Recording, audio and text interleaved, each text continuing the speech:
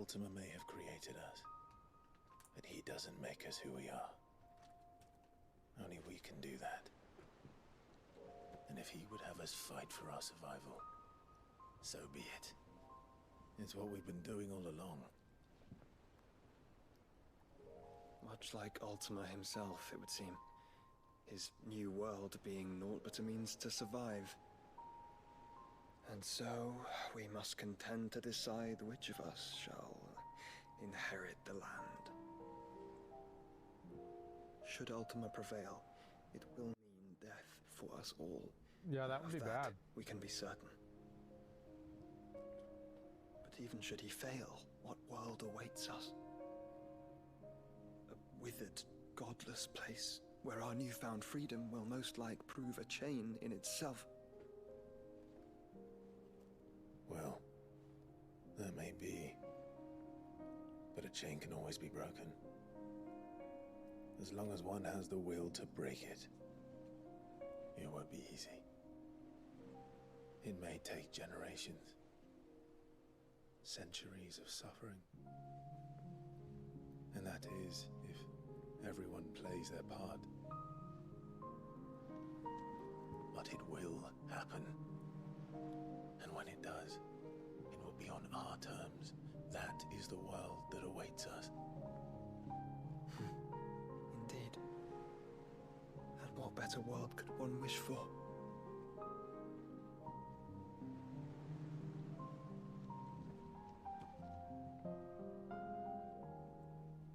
But first, we have to reach that crystal. Then it's a good thing Just fly over I there. have wings. You can barely stand, let alone fly. And only the Founder knows what horrors await in those skies. You certain about this? Am I certain? I am the Phoenix. I Damn. will do what I must. This is our fight. Remember?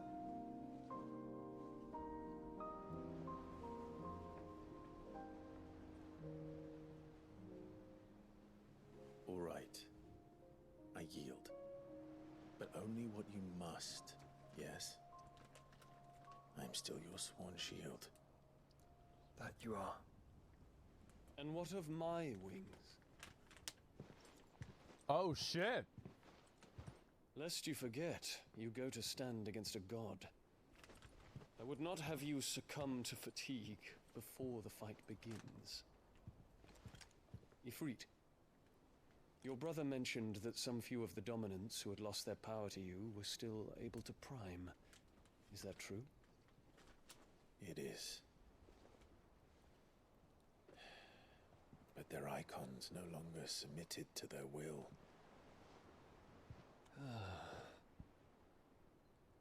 Then mine will have to be stronger. That you both might save your strength for the battle to come. You don't have to do this. If you do, there's a chance you might lose all you have left. And what have I but regret?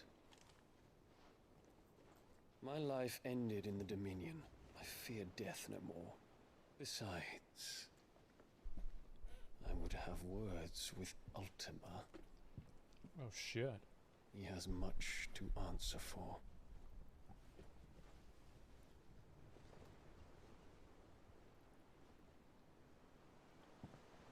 We are in your debt, Dion.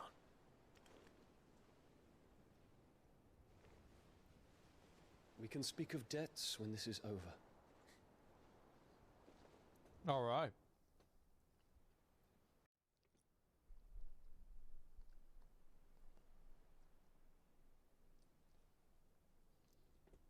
Guy's such a fucking pimp. He speaks like a man who knows he's not coming back. And has come to terms with that. That doesn't mean that we have to. Does it, Clive? Time to talk to Jill.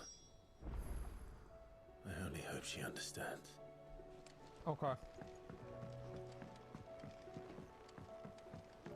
This should be it, I think.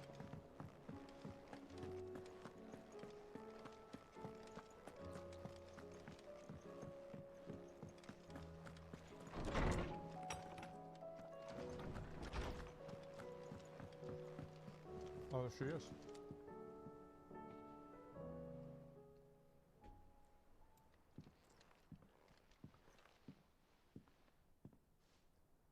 Come to wish on a star. That might not be such a bad idea. This is it, Jill. You know what I have to do. Why I have to do it. There's no turning back now. This is where our journey was leading us.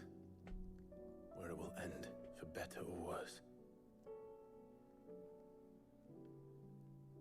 I could pray to Metia for you. But you'll be all right, won't you, Clive? Yeah, he'd be fine. Just kill the god of always are. humanity. I did promise we'd watch the moon together. I'll be waiting.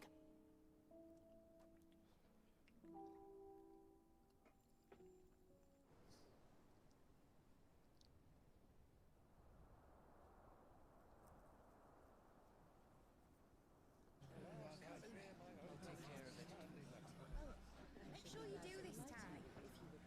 Oh, and while you're at it, Uh-oh.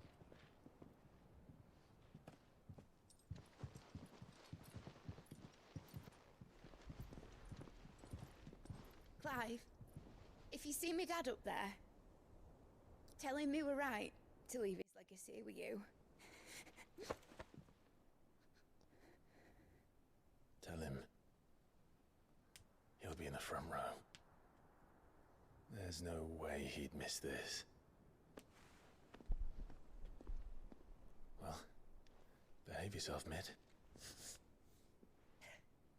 We'll see.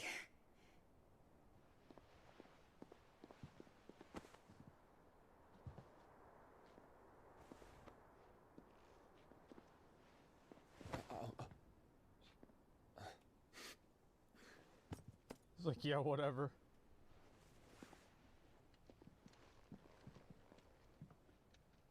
Who the fuck is So- this? You're in charge now, Gav. And what does Tyre have to say about that? Come back before she finds out, eh?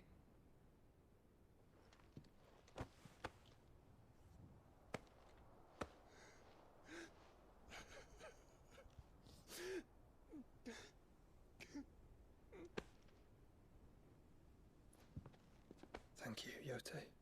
I'm sorry. Your Grace, I shall pray for your safe return. That's kind of you. But you should pray he took his medicine. I didn't spend all night grinding herbs for his lordship to leave them on his nightstand. Again. Uh-oh. You needn't fear, Lady Tyre. And thank you. See that your brother comes back in one piece. Or, at most, two. Any more and you can heal him yourself. I'll keep that in mind.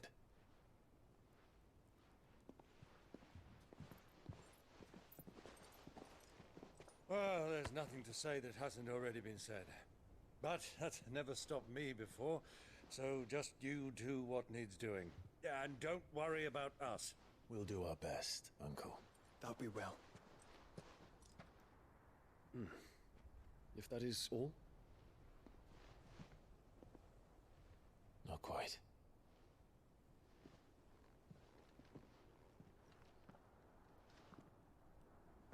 Jill. It's time, isn't it? It is.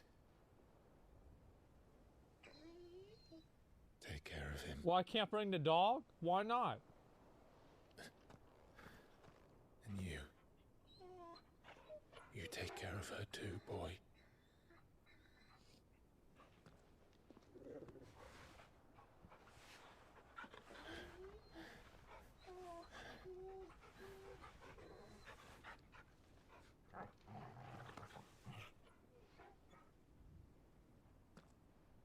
Don't forget, Clive. We all choose our own path. Believe in yours. I do.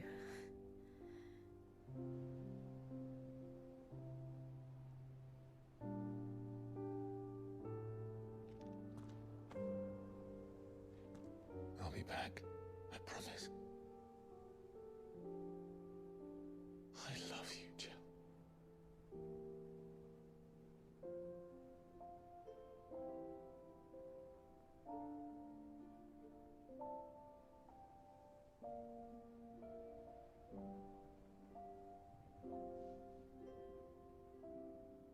I know. I love you too.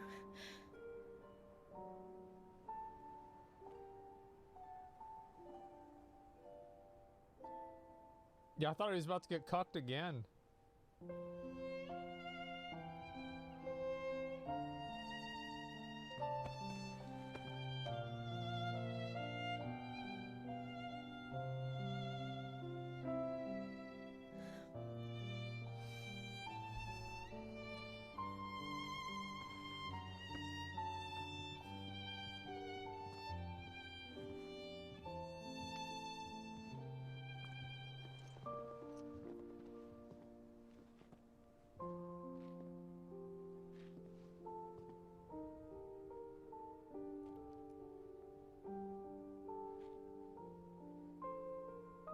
Now, we have a god to kill.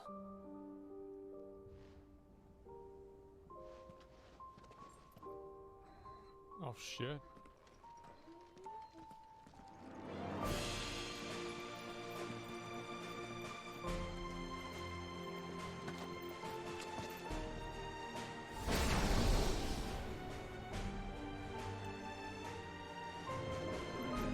Damn.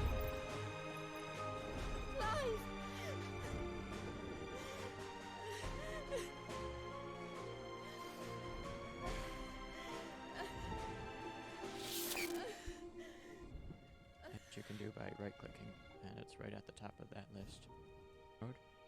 And here, and I'm just gonna, so we have those working for color. Bunch of, if it's again, we've got Wait a bitch, yeah. If you want to color, you have Going off to war. Black and white going. So what even is the point of these stress? Hey, Muhammad does look so badass in this game.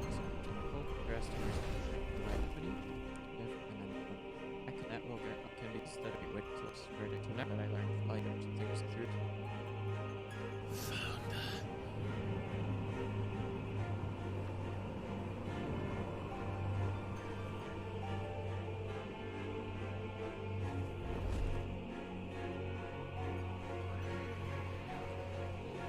Here they come! Hold on, Joshua! Already am! Oh shit.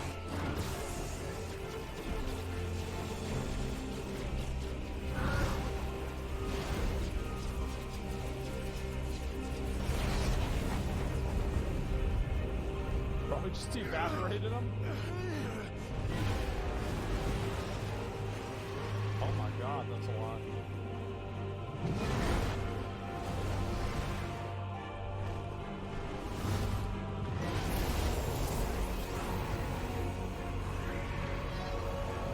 He's going to make us a way in.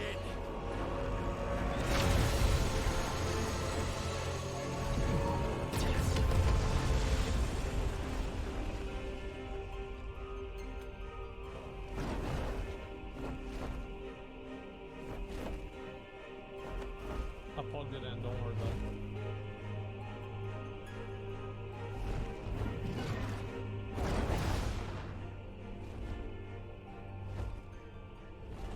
Damn, that looks badass.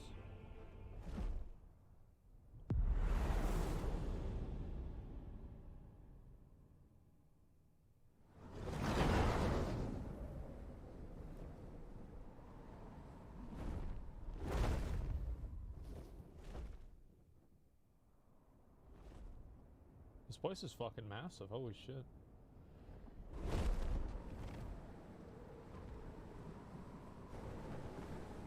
So, this is Origin. A far cry from heaven.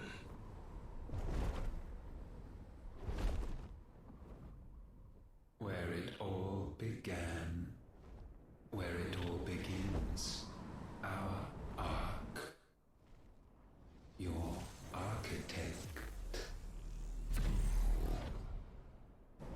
There you are. It was here that we slumbered. Here that we waited for centuries, clinging to our decrepit shell, for fear that we might have need of it once again. But you have come at last. And now we shall be truly complete.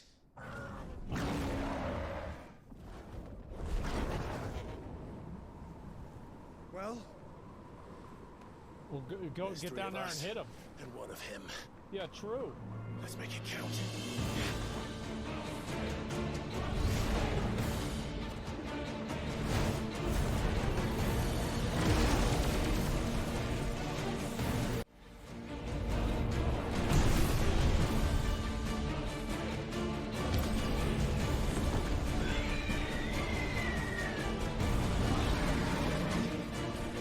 Dominance.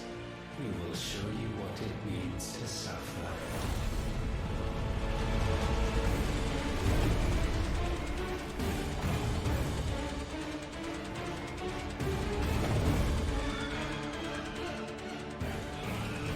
Oh shit.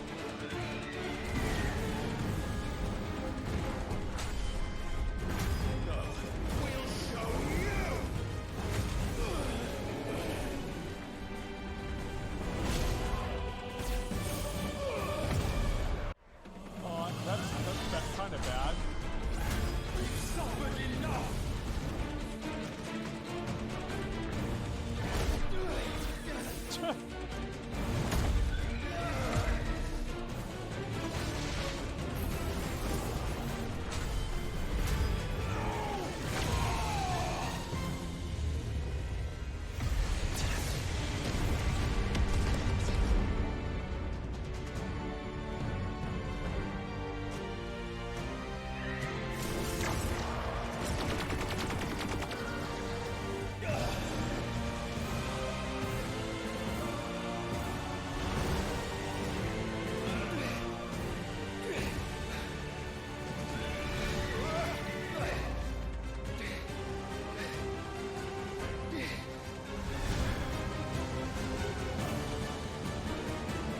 I'm worried they're gonna try to make me dodge these.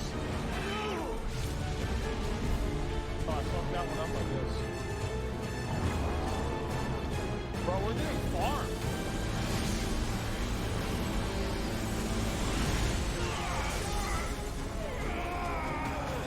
Yo, we're getting fucking destroyed.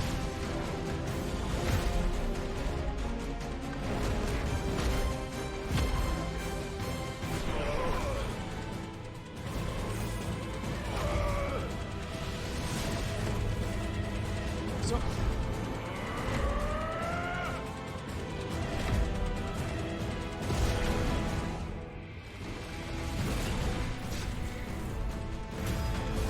Not this time. Oscar, we got him. His health didn't move though.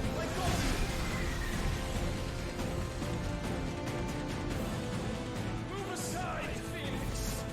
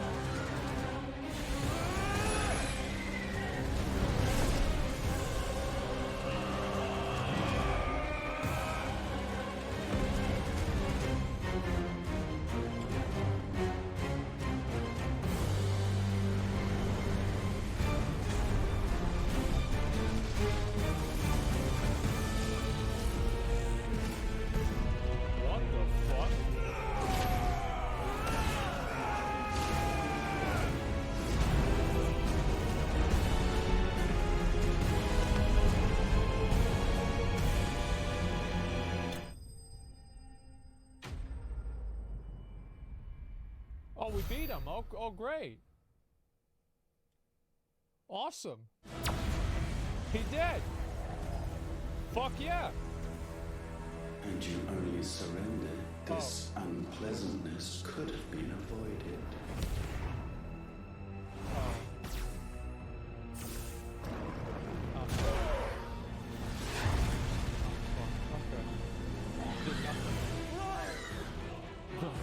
Great.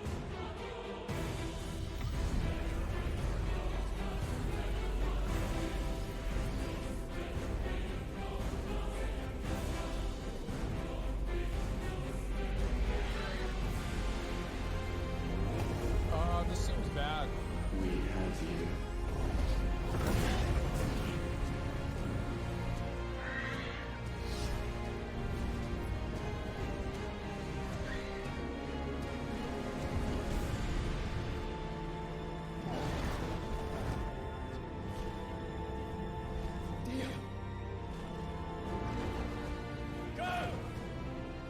Save your brother!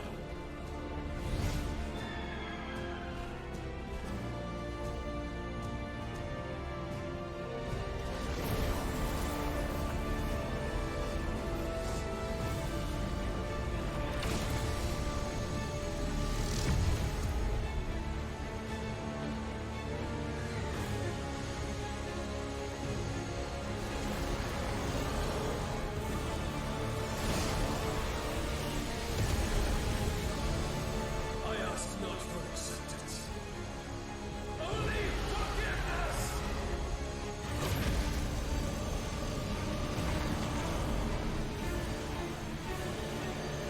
Oh, she's intense. Oh my god.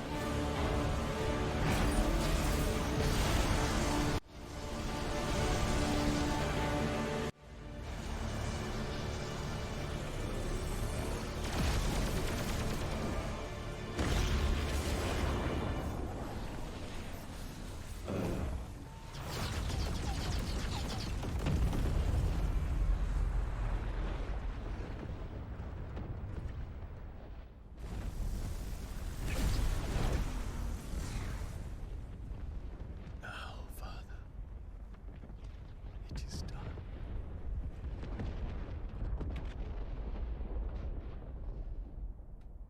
Oh shit.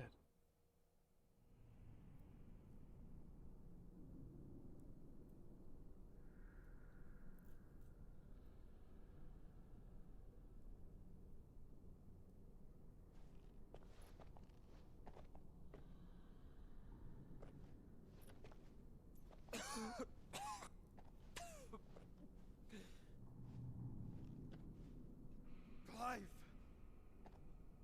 Clive! There he is. He dead. No.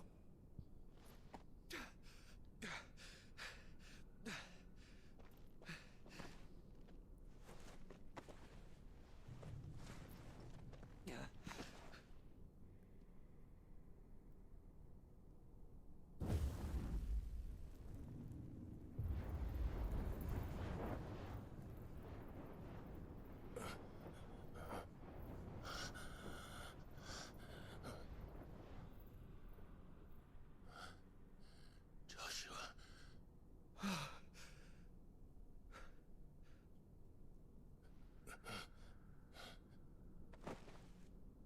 Thank the Founder.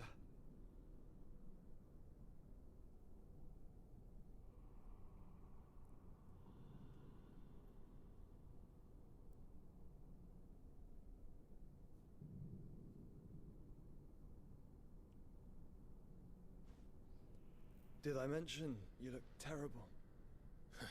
Yeah, there's that many chest still thing has. that was in him. That's not Oh, good. I'll be alright. And Dion.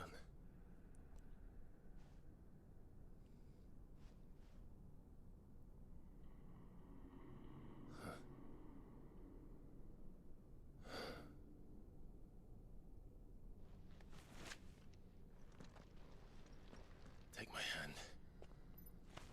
No, I told you, I'll be...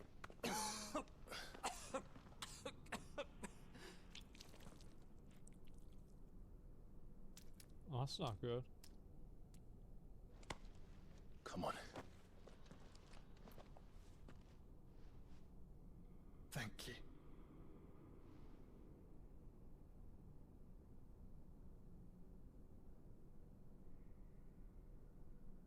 us on. Always.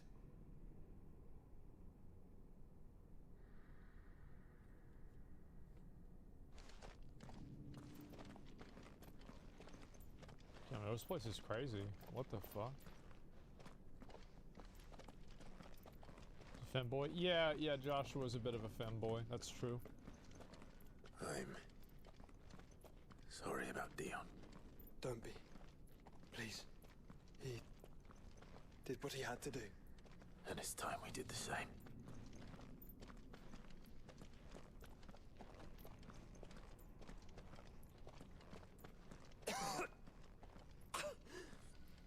He's Korea's favorite character. we Oh stop? yeah. Yeah, because of the cough. No, I think we're past that, Clive. I suppose we are. I don't know, man. Like, I feel like the chances of them being able to beat Ultima are like pretty much zero, considering he just tanked their like triple attack like it was like nothing. Light. So cold. So empty. We're Yeah. close, aren't we? It seems that way. Doesn't But look I don't good. want to Yeah, think it doesn't what could look be waiting good. for us in there. Then think instead of those waiting for us at home.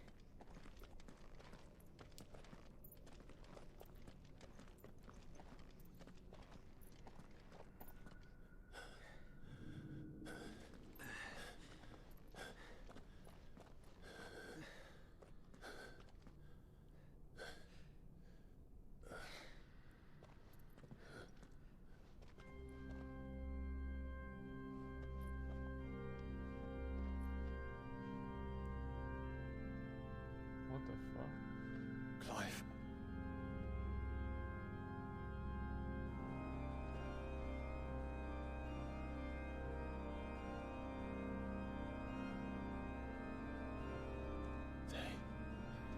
They can't be. But they are. This is the Nexus. A wellspring of life. Yours and ours.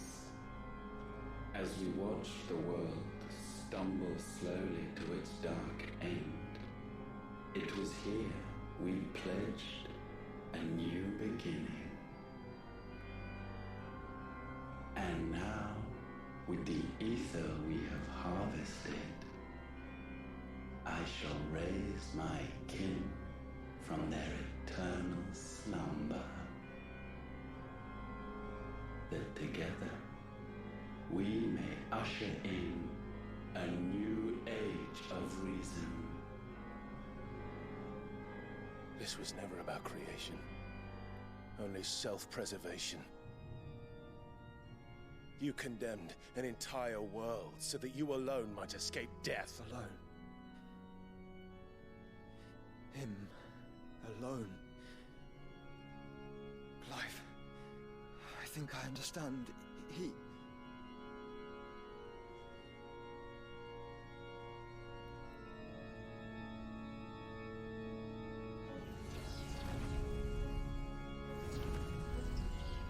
What the fuck?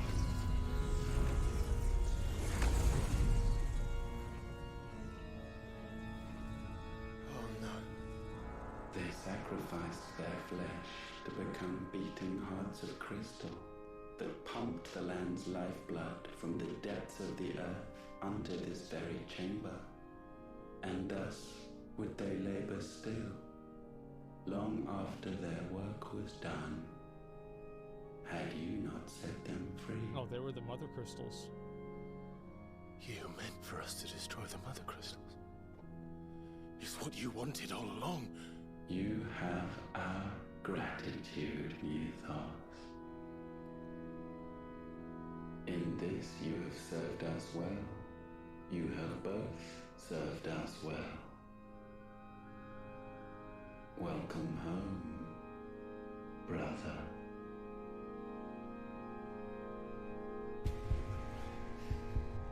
Uh-oh. Joshua.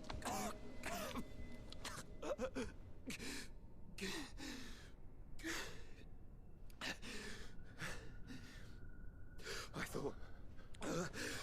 it was me. But But it wasn't my grasp that grew weaker.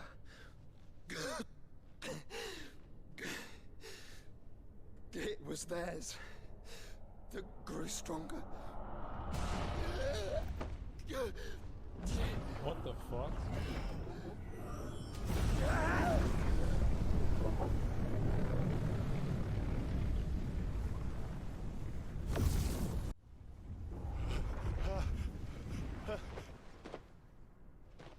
Joshua!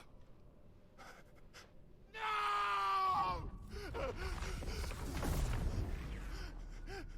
Oh shit, is he fucking dead? And now we can become one.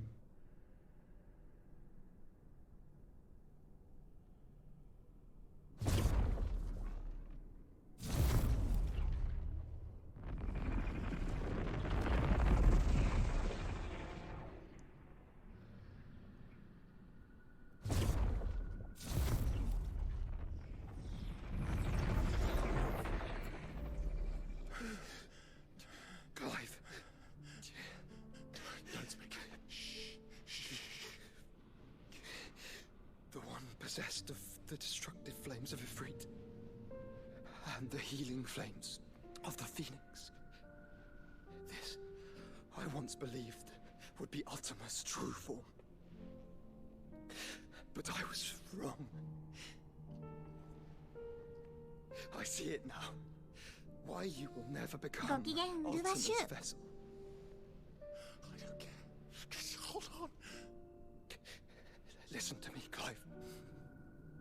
You remember the murals? People once knew that Ultima was their god. That he created them. And they worshipped him, prayed to him, looked to him for guidance. It sounds like a mistake. In vain, for he did not listen. Yeah, true. Did not acknowledge our will. He's a dick. And so we strayed from his path to forge one of our own. So absorbed was he in his own desires, so driven by his own will alone, that he shunned the one thing that could have made him truly powerful. Faith. The same faith people now place in you. Faith that you will fulfill their dream, Sid's dream, of creating a better world for us. Faith that you will follow in Father's footsteps and save those who need saving most. Faith that you will answer Jill's plea to save yourself. The difference is, Clive, that you chose to listen, and that is what has steeled our bonds. Bonds that helped you stand firm when Ultima's pull was at its strongest. His power may be absolute, but so is ours. And so will yours be. With my light in your heart, not even a god might stop us. Joshua!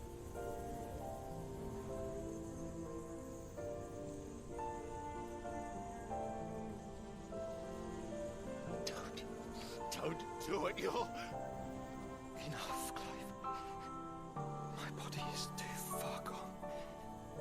If the wound does not take me, the curse will.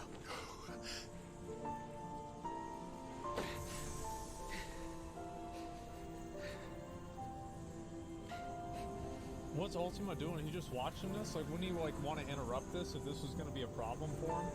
Like, that's what I would do. I'd be like, nah, bro, like... Yeah. He's leveling up too. Yeah.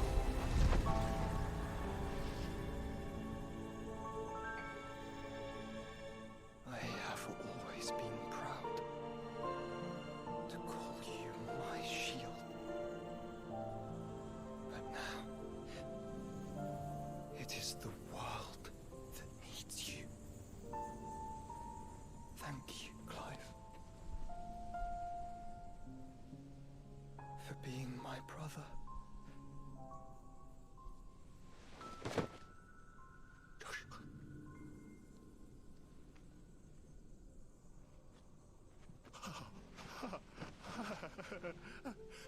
Look,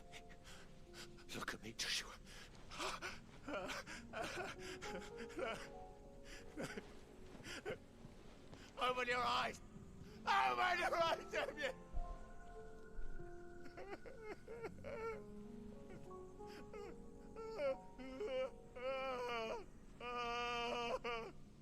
Why? Why did you do this? Joshua.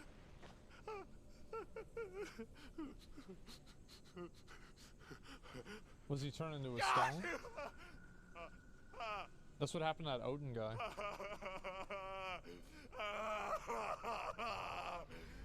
And he just doesn't give a fuck. And thus does the final piece fall into place. What the fuck? The incantation primed, but one task remains. To empty the vessel.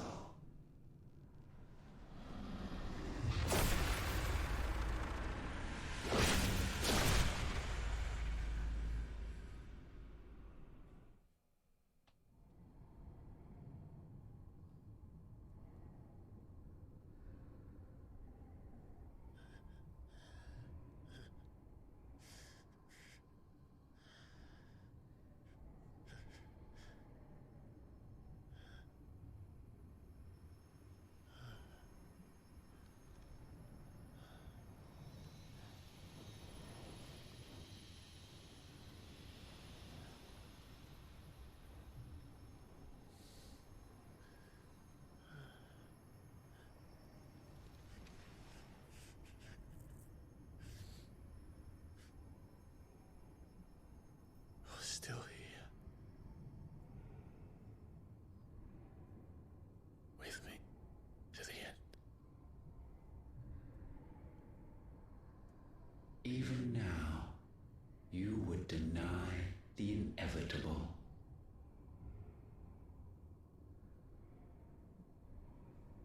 Uh-oh.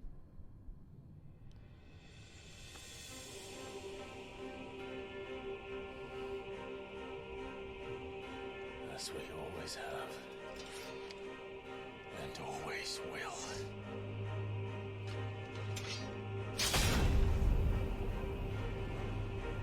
On this, my sword, I swear, to shield the Firebird's flame forevermore.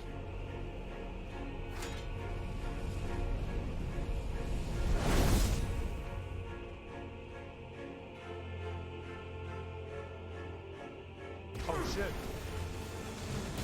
Fuck. Fuck.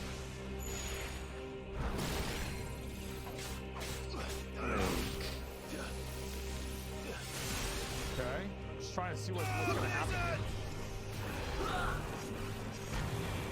Okay.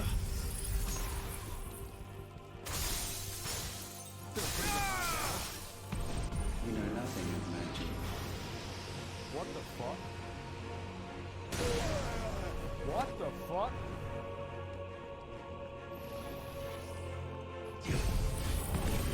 Shit! Bro, this guy just doesn't give a fuck.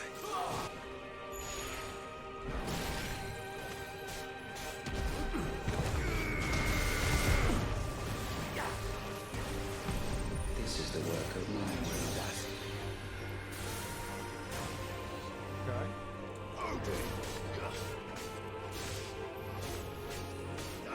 Yeah, I'm kind of getting fucked here. I'm gonna be honest. Okay.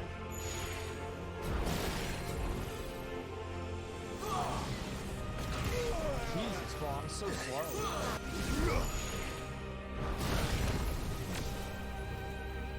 Okay, real time big damage here. Alright, let's go. Fuck.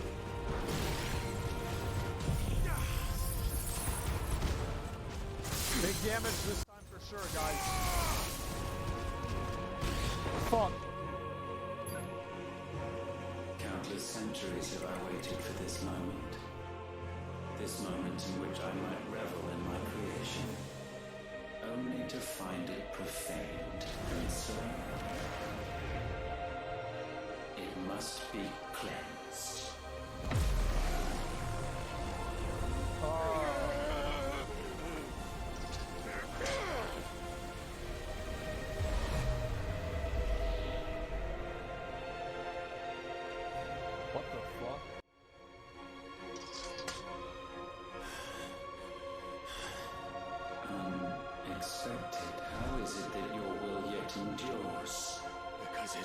so easily broken. But it can be broken. And I shall see it so. For such is my will. Try it. Too slow.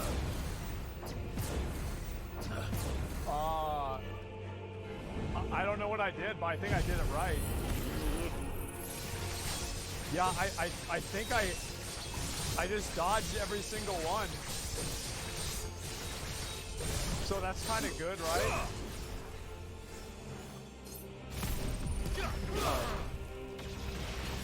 Too slow. Okay.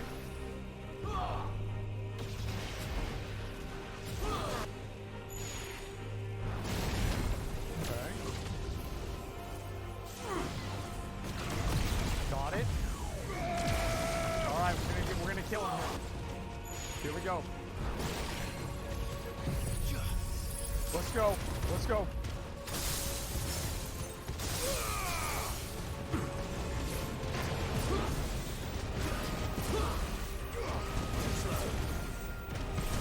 Perhaps this will break you.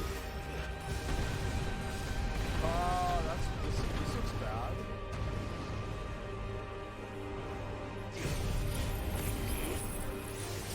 Okay. All right, now we got this capped out.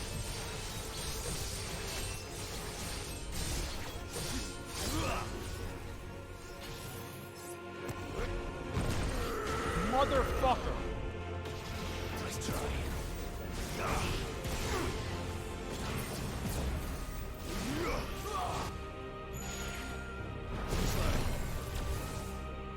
Okay. Hopefully this time we can actually do it.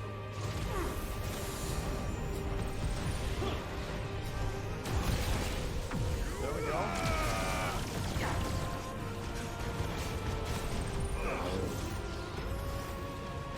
Where? What does this do?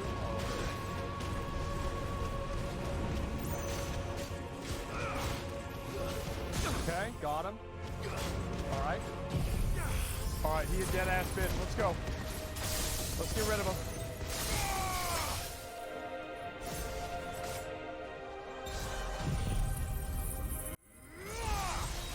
Oh, he dead. Nice. Why? What latent force feeds these flames? Why is he not dead? I sense more here than mere will. Is this Logos? Have you truly become free? No, I forbid it. You are not a god. You are but flesh and bone. You are not one of us.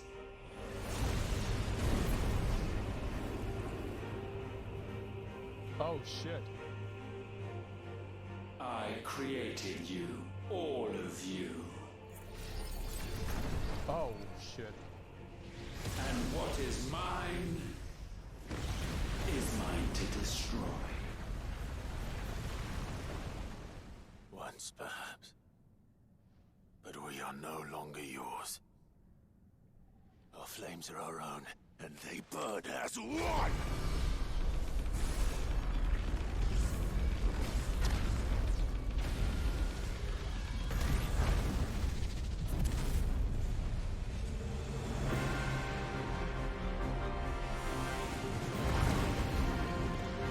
Well, I am fucking space. Have you learned nothing? Damned is the slave who would turn the scourge upon his master. Oh my fucking god.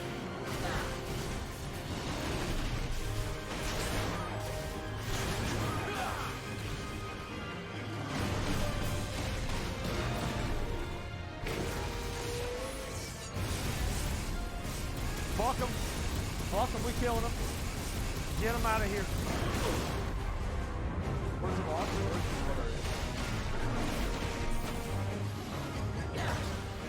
Okay. Bro, he's getting farmed.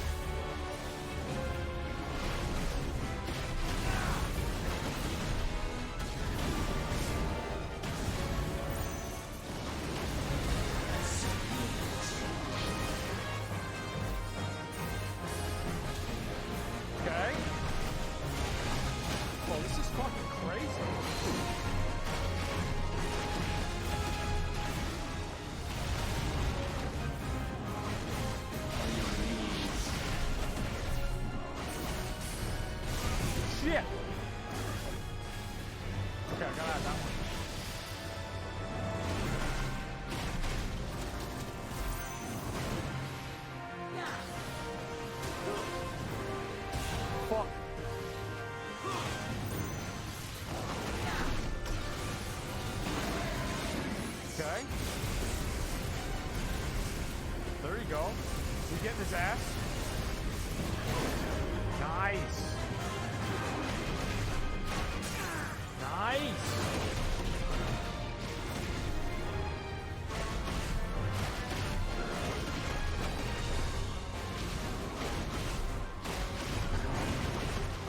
Okay.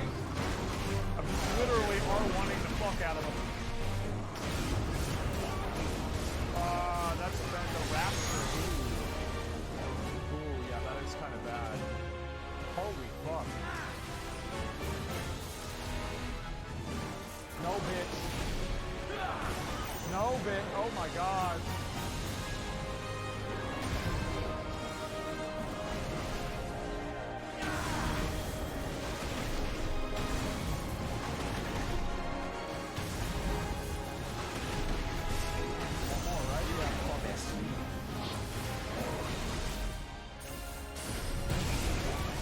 Bro, I was out of that. Yeah, right. I was 100% out of that. Where's it? Enough! With fire shall fire be repaid.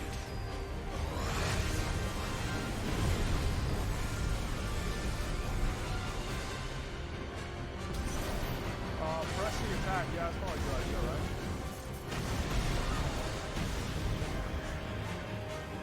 Okay. Well, let's use this on. Yeah, I just use this shit on him. Okay.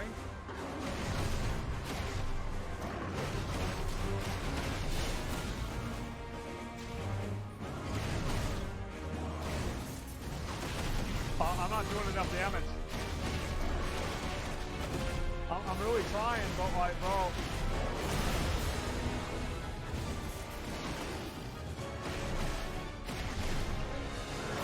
Like, we're really...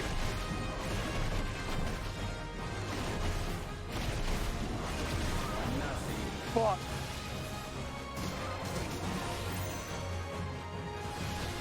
Okay. Jesus.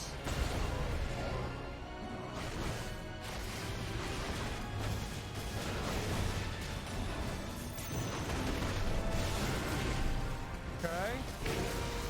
Use the beam on him again. This is 30 minutes, man.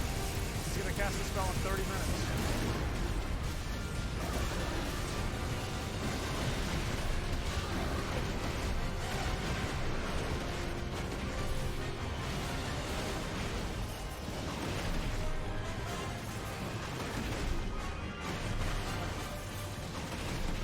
Okay, I'm almost got another attack out.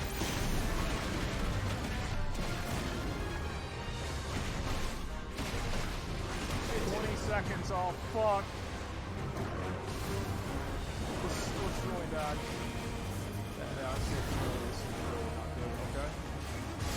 Yeah, yeah. Yeah. Yeah, it's not good. Okay.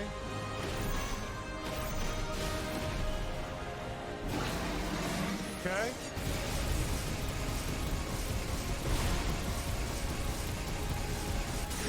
Nice.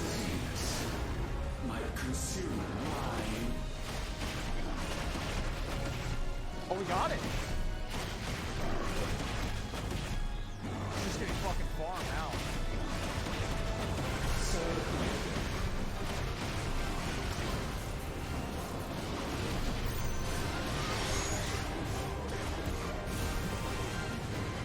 What the fuck?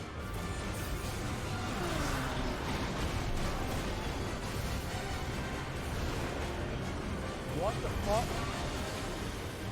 What the? Oh my. They got my ass. I'm...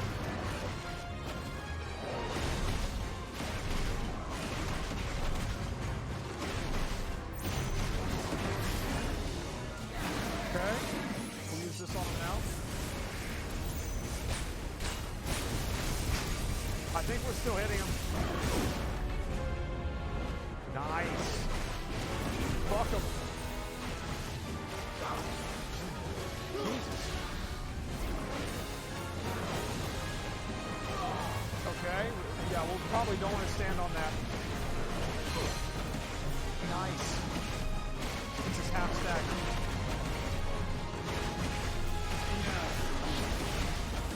Probably should avoid that. Okay. Avoid that too. I avoided that for sure. I could totally avoid that. Oh, that was not good. Okay, I did that. Okay, now we're gonna save the big attack. Alright, here we go. We're gonna kill him right here. Fuck his shit up. We're gonna end this dude's whole career.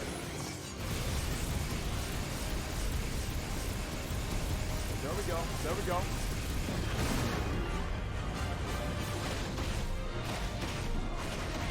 Y'all might not be able to see shit, but he's dying.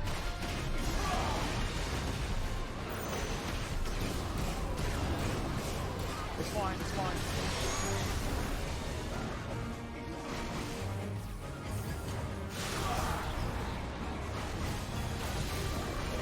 I'll just dodge every attack, it's fine. There we go. Okay, every other attack.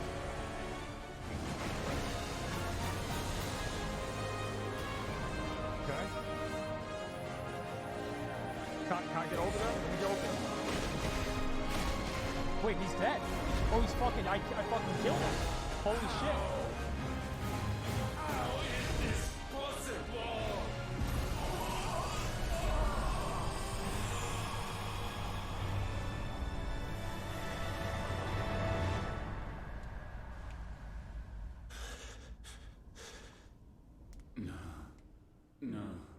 No. My will is inviolable. Something is wrong. You're afraid. You always have been. From the moment the Blight exposed what you were, weak, you conceived us to prove otherwise. But the result shook you to the core. For in us you saw yourself, and realized we had the potential to be more than you could ever be. And so you turned your back on your creation. Your back on the world, like the coward you are. You think you know me? You know nothing, Logos. Nothing. Oh, fuck.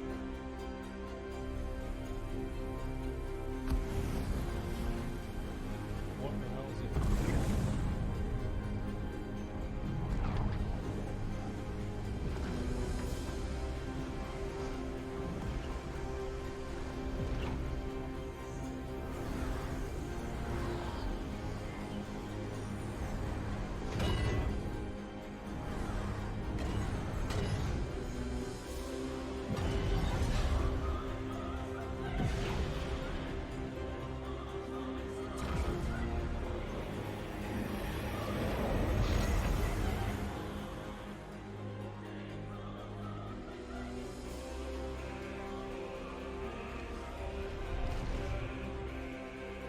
Bathed in light, I stand above you, my rebirth complete. Oh shit, you leveled up and again. You, for your defiance, shall pay the proper price. An eternity of anguish. Anguish. Pain. Suffering. You have known none of these. But we have. So we know what they grant. They bring us together. And that makes us strong. Alright, let's fucking do it.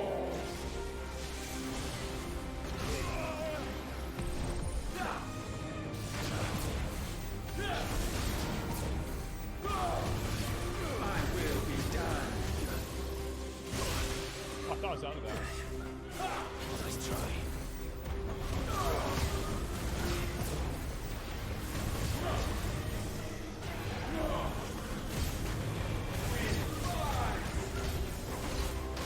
What the fuck? Jesus. Okay.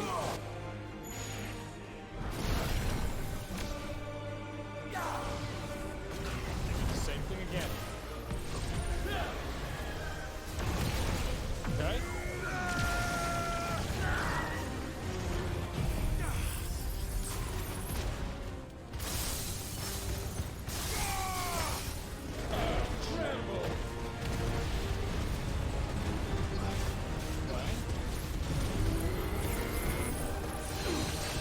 his ass. There we go, there we go, there we go.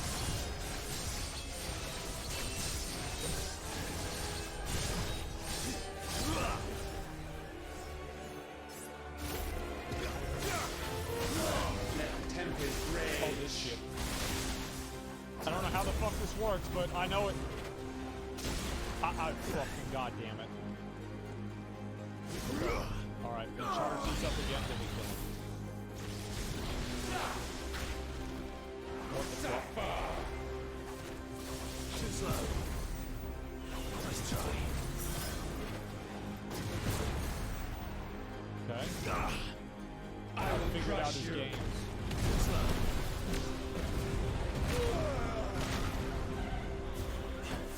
Okay.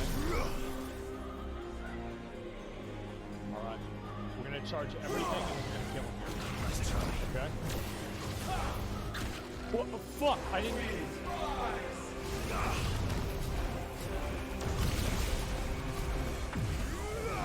Alright, here we go. Nice try.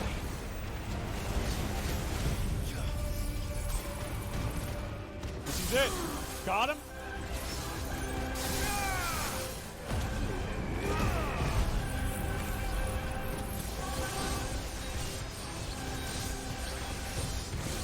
Oh, bro, he's done. He's done.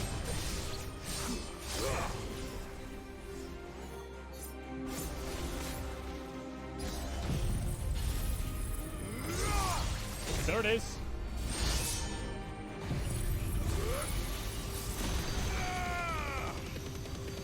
Big damn, yep. Oh, bro, he's next phase. He's next phase. Let's go. Come on, cutscene. I can see his health drop going down.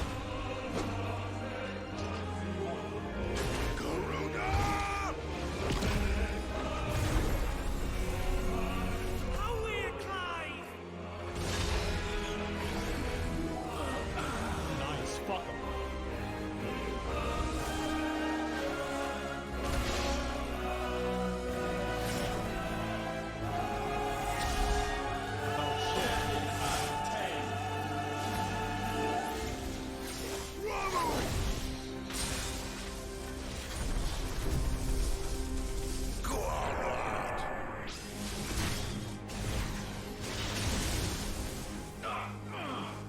Only 4,000 damage?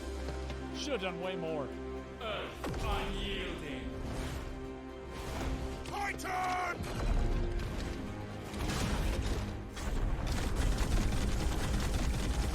Get him out, Clive! I want to let you guys know, like, I know you probably have no idea what that looked like. It didn't look like I couldn't even tell what the fuck happened. You cannot have this power. It is not yours to take.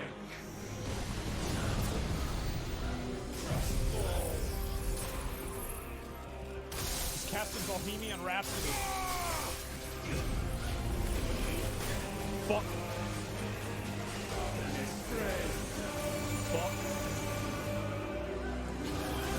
Alright, let's go.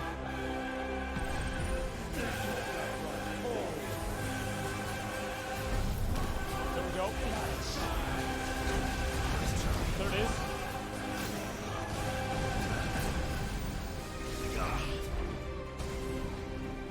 Okay, we're gonna finish him off right here. Fuck. Okay. Let your will be purged.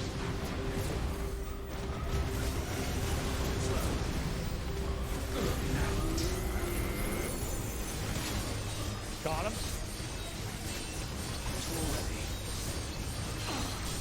Got his ass. There it is.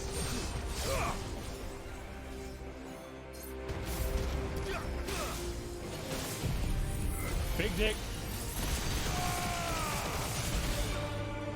Oh, we already pushed his ass. Let's go.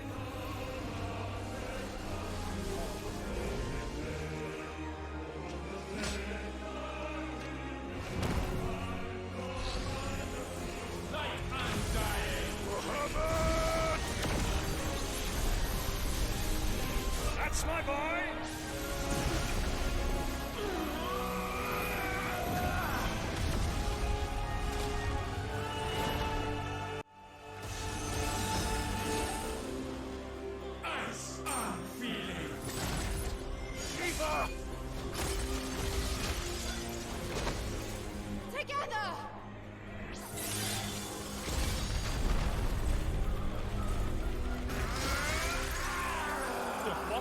I never even used that ability in the game.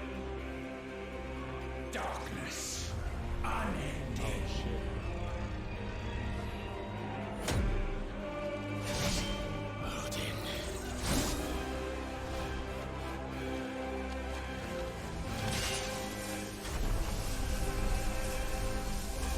Onward, my son.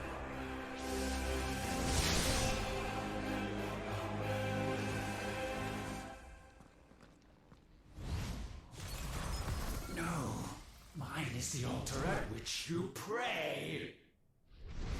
Mine are the eyes that look down upon you all. And yet still you cannot see. You are no better than us. We are one and the same. We are not the same. No man might stand beside me. None.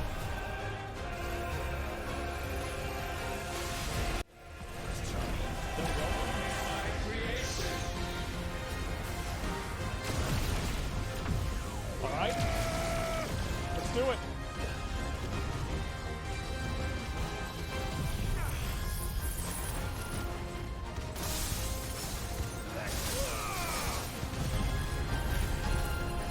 There we go.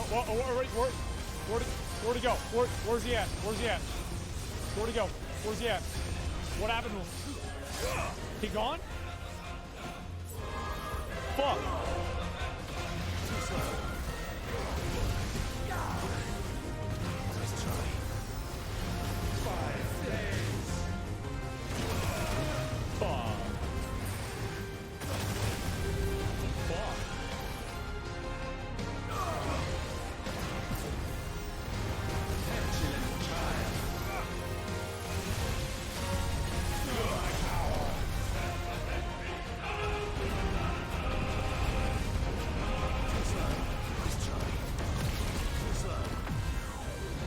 There we go. Actually, we're really well.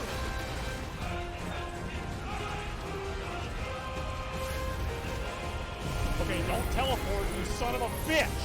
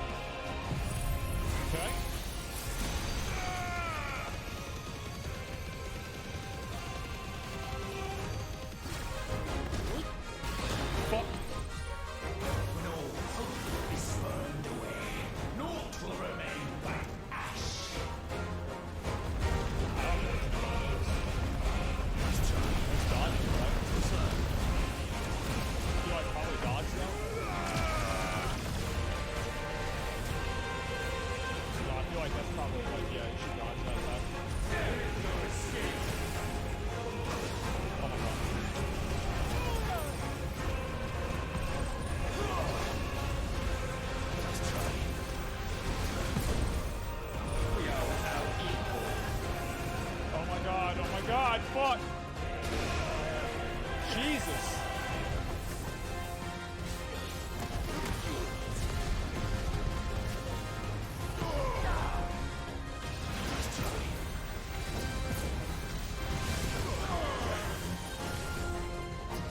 There we go, there we go. Okay, this should stagger him.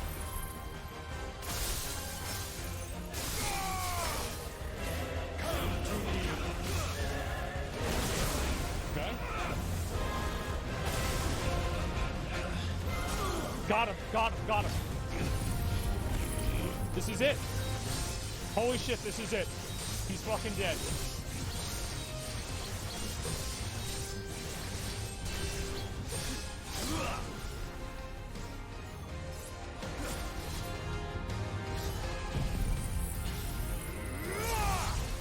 Got him.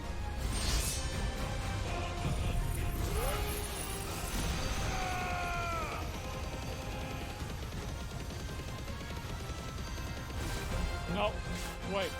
His health not's going down anyway. Where's his? Why is his health not going down? Fuck. Fuck. Fuck.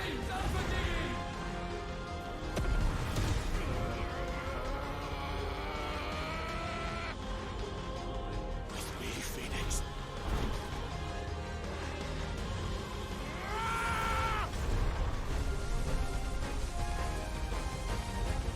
Forevermore. Got him.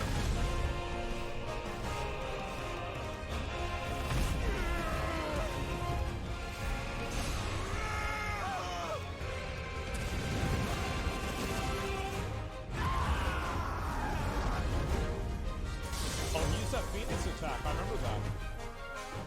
So sure of your place atop the world, you refuse to acknowledge those below. You chose to remain alone. And so you shunned the one thing that could have made you stronger. Pushed away the hands that could have raised you higher. I do not need you, you or anyone. And that is where we are different. I could not have made it here on my own. I carry with me the hopes and dreams of my brothers, my sisters. And it is they who will give me the strength to end your reign. I cannot. Oh shit.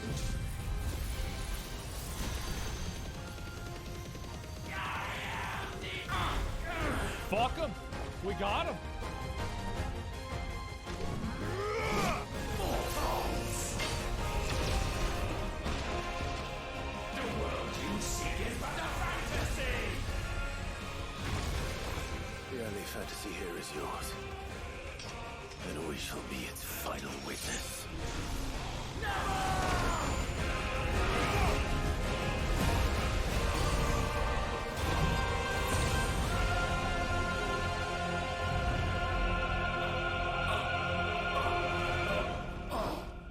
I said,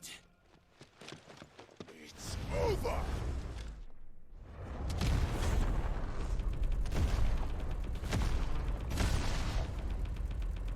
Damn, bro. Beat the fuck out of him. God damn.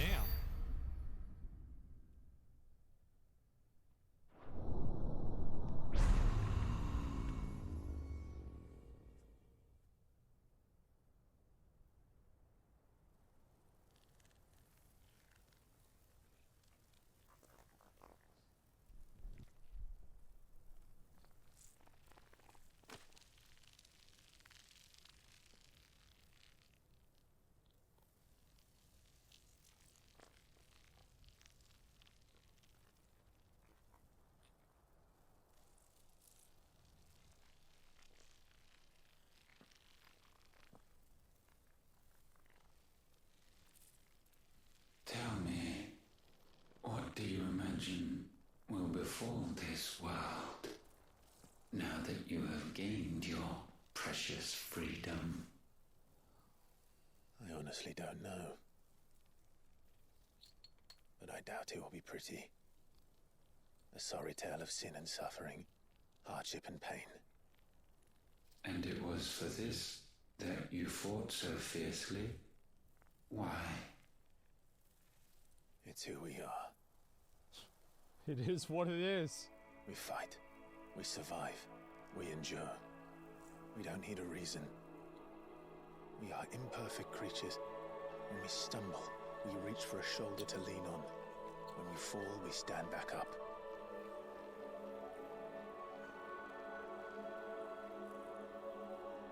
We see the horizon, ever out of reach, and still we march on. Certain the answers lie just beyond it. Because that is our way.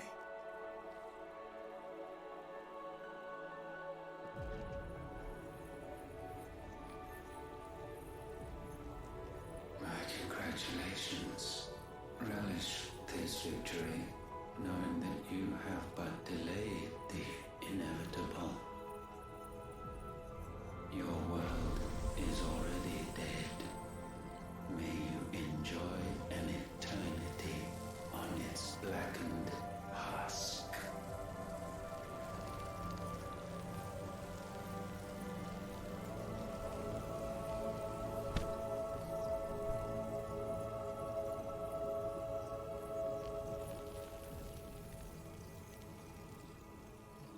just disenchanted his ass.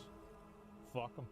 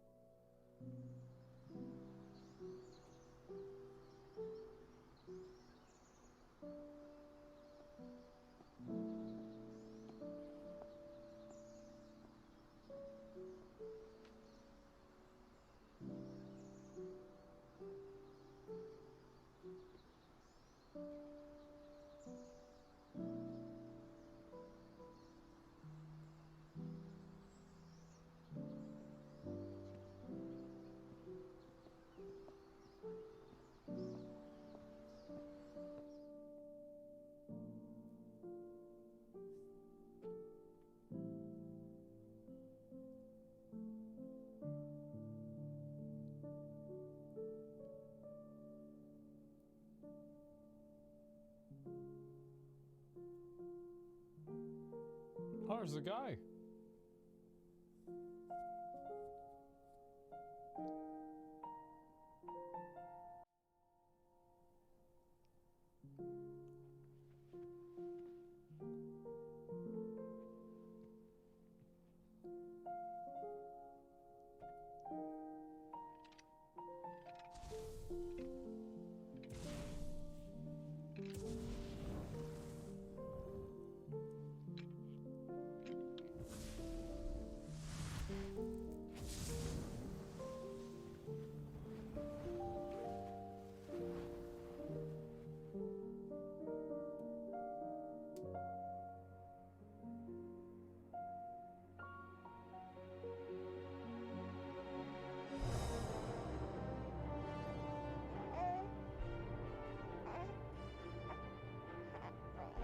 What's this?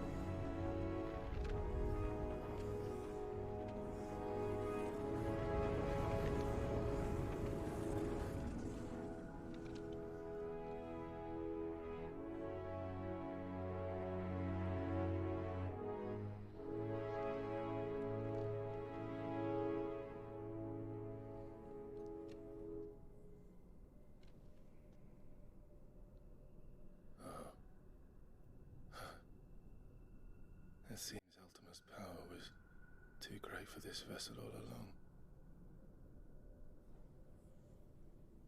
But while I have it, perhaps I can use it to set things right. And see Ultima's legacy. Bearers, dominance, crystals, magic, consigned to the flames.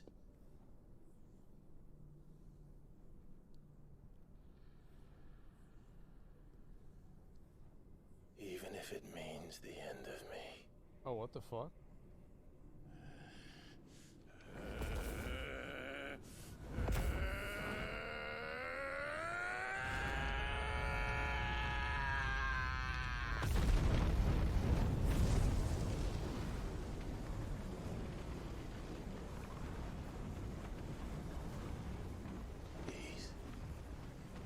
These are our terms.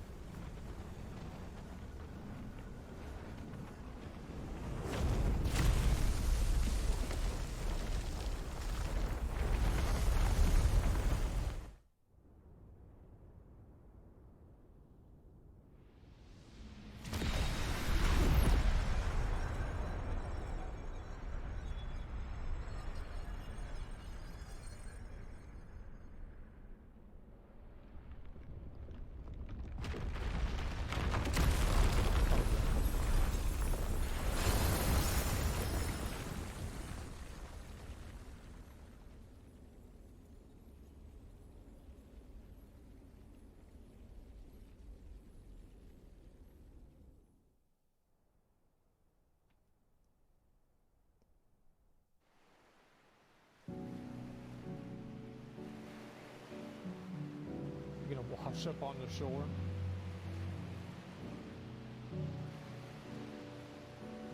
Yep.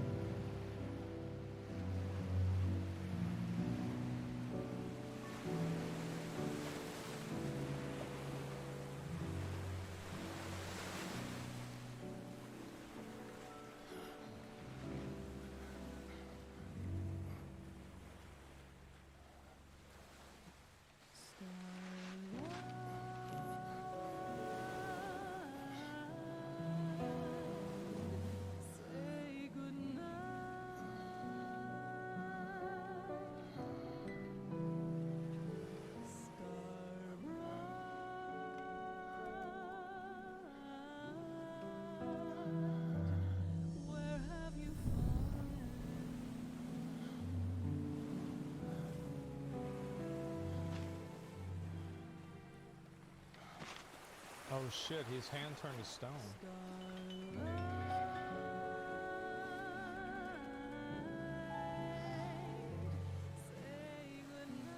Can he see it too? Jill.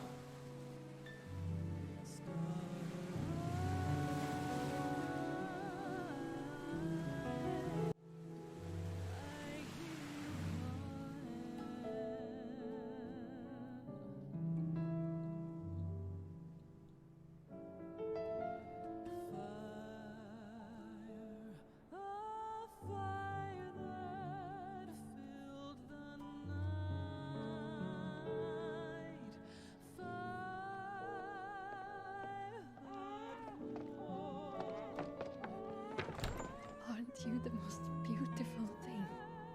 He is, isn't he? What are you gonna call him? Let me see, let me see. Oh, reet little one. Got a smile for your Uncle Gav. Not so loud, you burp. What? I was only... Shh, you're scaring him. It's all right. Oh.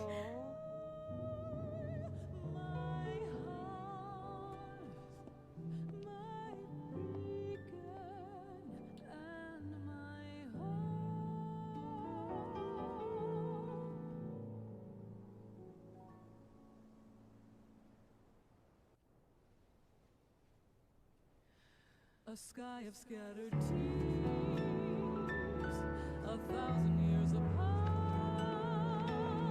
Should they fade, I will not be afraid of the dark.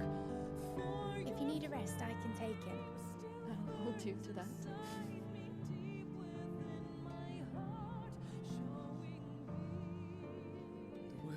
ours now. Yours to do with as you please. That's what Sid wanted. That's what they both wanted.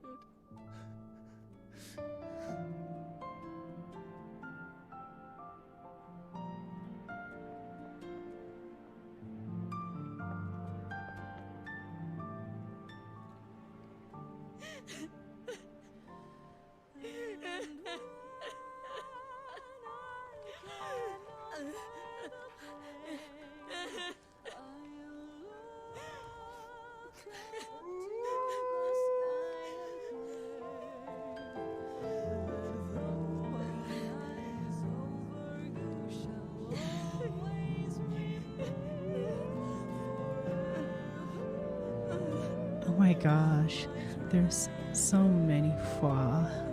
I don't know if I can handle them all.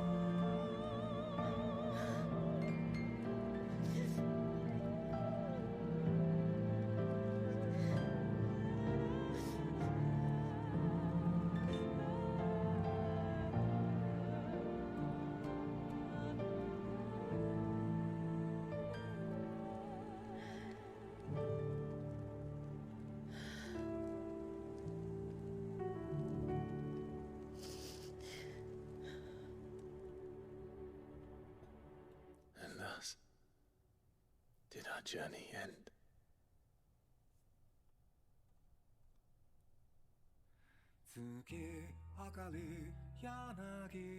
Damn. Holy shit. More after cinematics? Yeah, I'll wait around for it. Oh, here we go. Here we go. Hold up.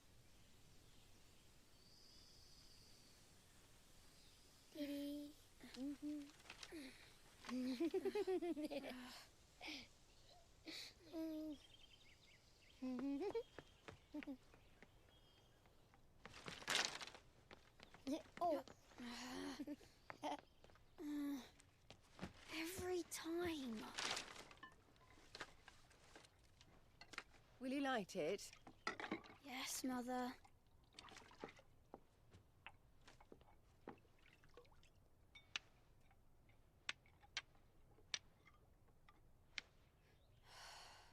Come on.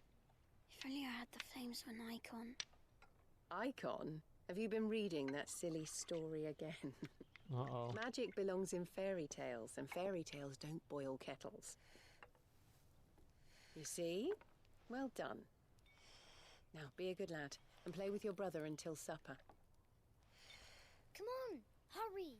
Hurry! All right.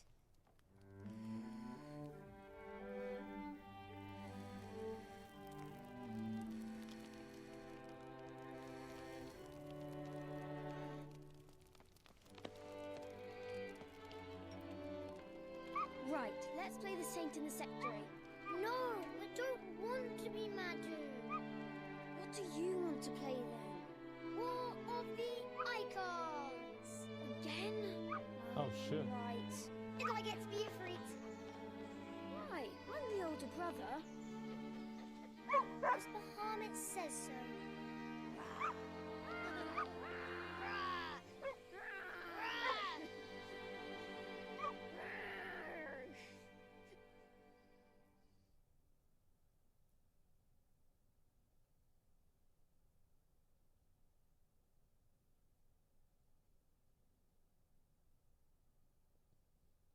Okay. Okay. New Game Plus is available from the title screen.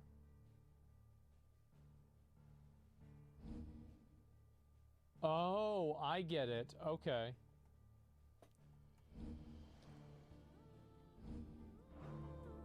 Holy shit. Alright, let's talk about the game. God damn. Review? I mean, the game was really good, man. Like, I think that... Let me think about what to say. Hippocrates told Clive to write a book about his life, so it's likely Clive did write it. Yeah, it's like, how would they know about what happened at the top there, you know? Like, I mean, like, logically, that's what would make sense, right? Is that there would have to have been somebody that would have told that story. Because, like, nobody else was there. Dion lived? I mean, I didn't seem like that to me, I'll tell you that. Someone made it up? Yeah. Clive narrates the beginning and end of the story? Yeah, that's true too. Whole game's a story? Maybe. Joshua lived, Clive revived him? I feel like... Yeah, I don't know. Don't you feel like, beside the combat, too much cutscene felt like a movie? Yeah, it was definitely a story-based game. I don't really mind that a whole lot. Yeah, I thought it was good, man. Like, I really actually enjoyed the story. There were some parts of it that were, like, kind of confusing to me. Like, where were the other people that... Like, Ultima was, like, did they turn into mother crystals? Like, why did Joshua have Ultima inside of him? Like, why did that happen? How did that stop him? Like, I didn't really understand a lot of that. But, I feel like this game had some of the highest high points, you know? In terms of, like, the last fight was fucking awesome. The Titan fight was fucking awesome. The Bahamut fight was fucking awesome. Ultima sucked as a bad guy. I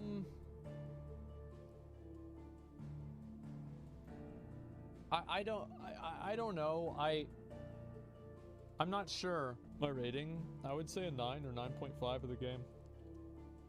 Like, I mean, I hope it comes to PC soon so more people can play it. You know, I would say game's a solid 9 or 9.5. It's the first, this is the first Final Fantasy game that I finished, right? And the first, besides Final Fantasy 14 game that I've really even played seriously at all, you know? And I think that some of the big positives, like the combat, I thought was really cool. And I would have wished that there was a little bit more customization. And I also wish that, like, for example, like, let's say this is the amount of the story, and, like, I wish you had gotten the 3 aspects, because I felt like the game played so much better once you actually got all 3 of the powers, right? The Remua, I think Remua was the 3rd one, and then it was like Garuda, it was like Phoenix, I don't remember. Anyway, once you got all 3 of the powers, the game felt like 10 times better. But, like, whenever you were playing at the beginning and you only had 1 and then 2, I felt like that took too long. And I would have wished if they had given you the 3rd power.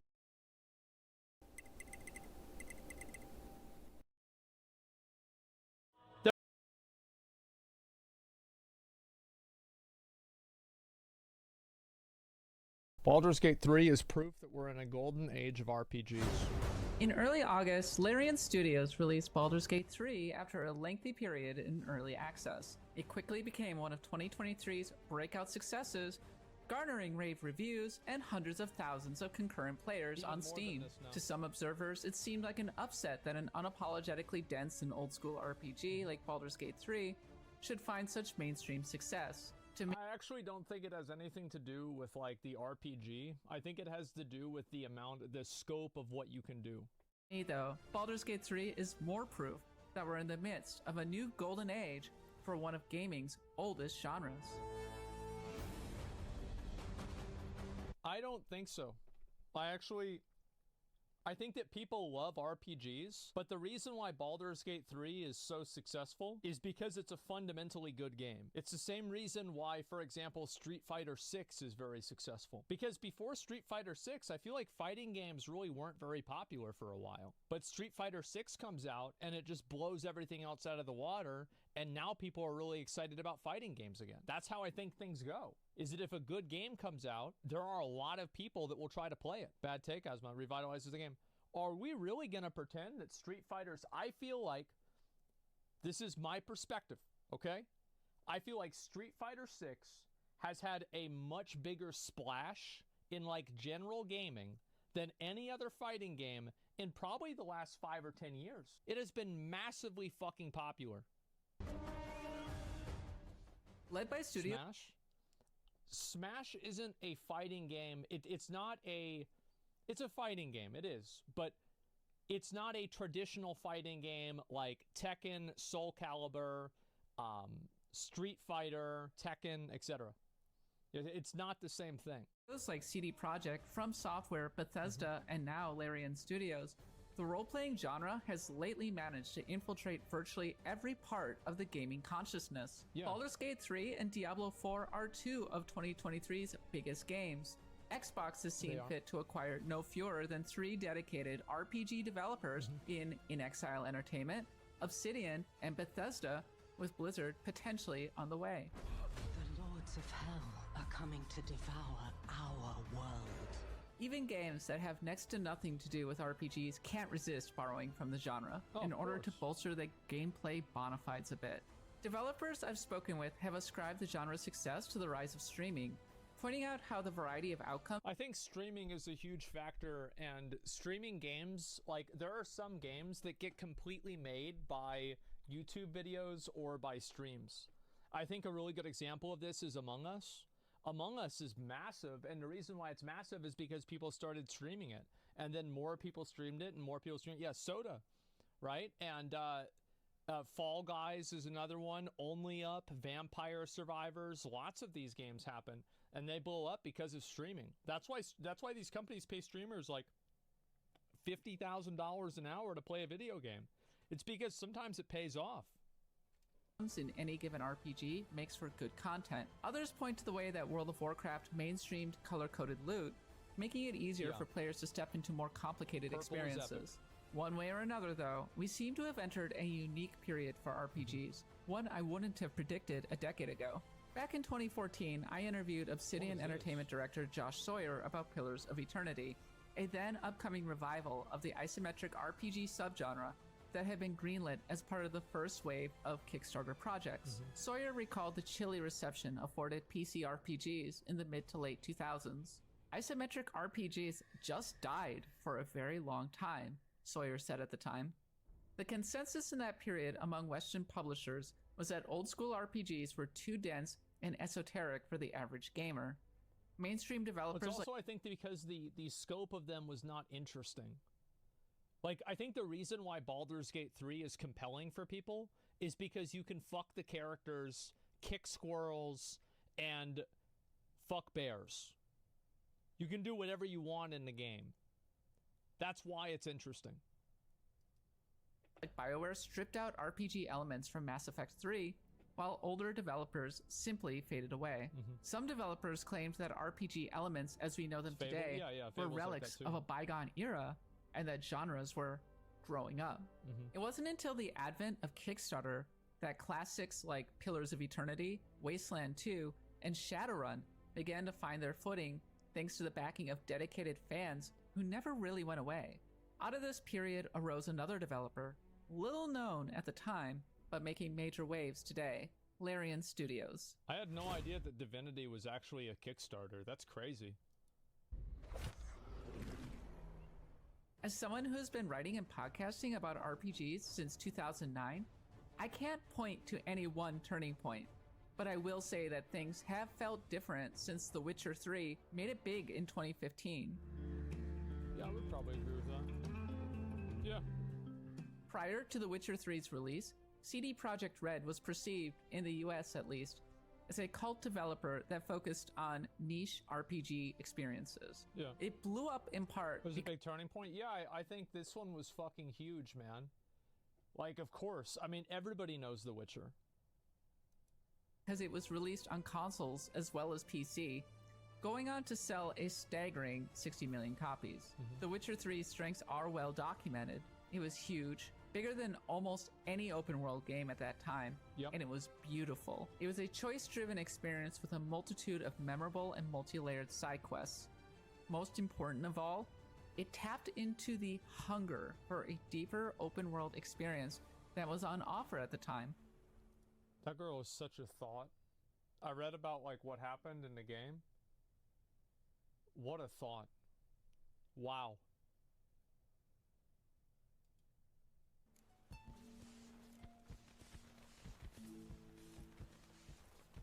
That's true. Players didn't just want to roam a beautifully realized fantasy world, they wanted to be part of it. Yeah. It's an experience embedded deep in the role-playing genre's DNA. As far back as the 1980s, RPGs were striving to create a sense of total immersion through fully reactive worlds. Ultima 4 featured a free-roaming, choice-driven experience that in hindsight felt far ahead of its time. Later, Bethesda would try and capture that same type of free-roaming experience with its own games before finally breaking out with Skyrim, another highly influential RPG often spoken of in the same breath as The Witcher 3. Yeah, I would say even Skyrim is probably... I would say like it might be more influential than The Witcher. Because like Skyrim came out in like 2011 and people are still playing it.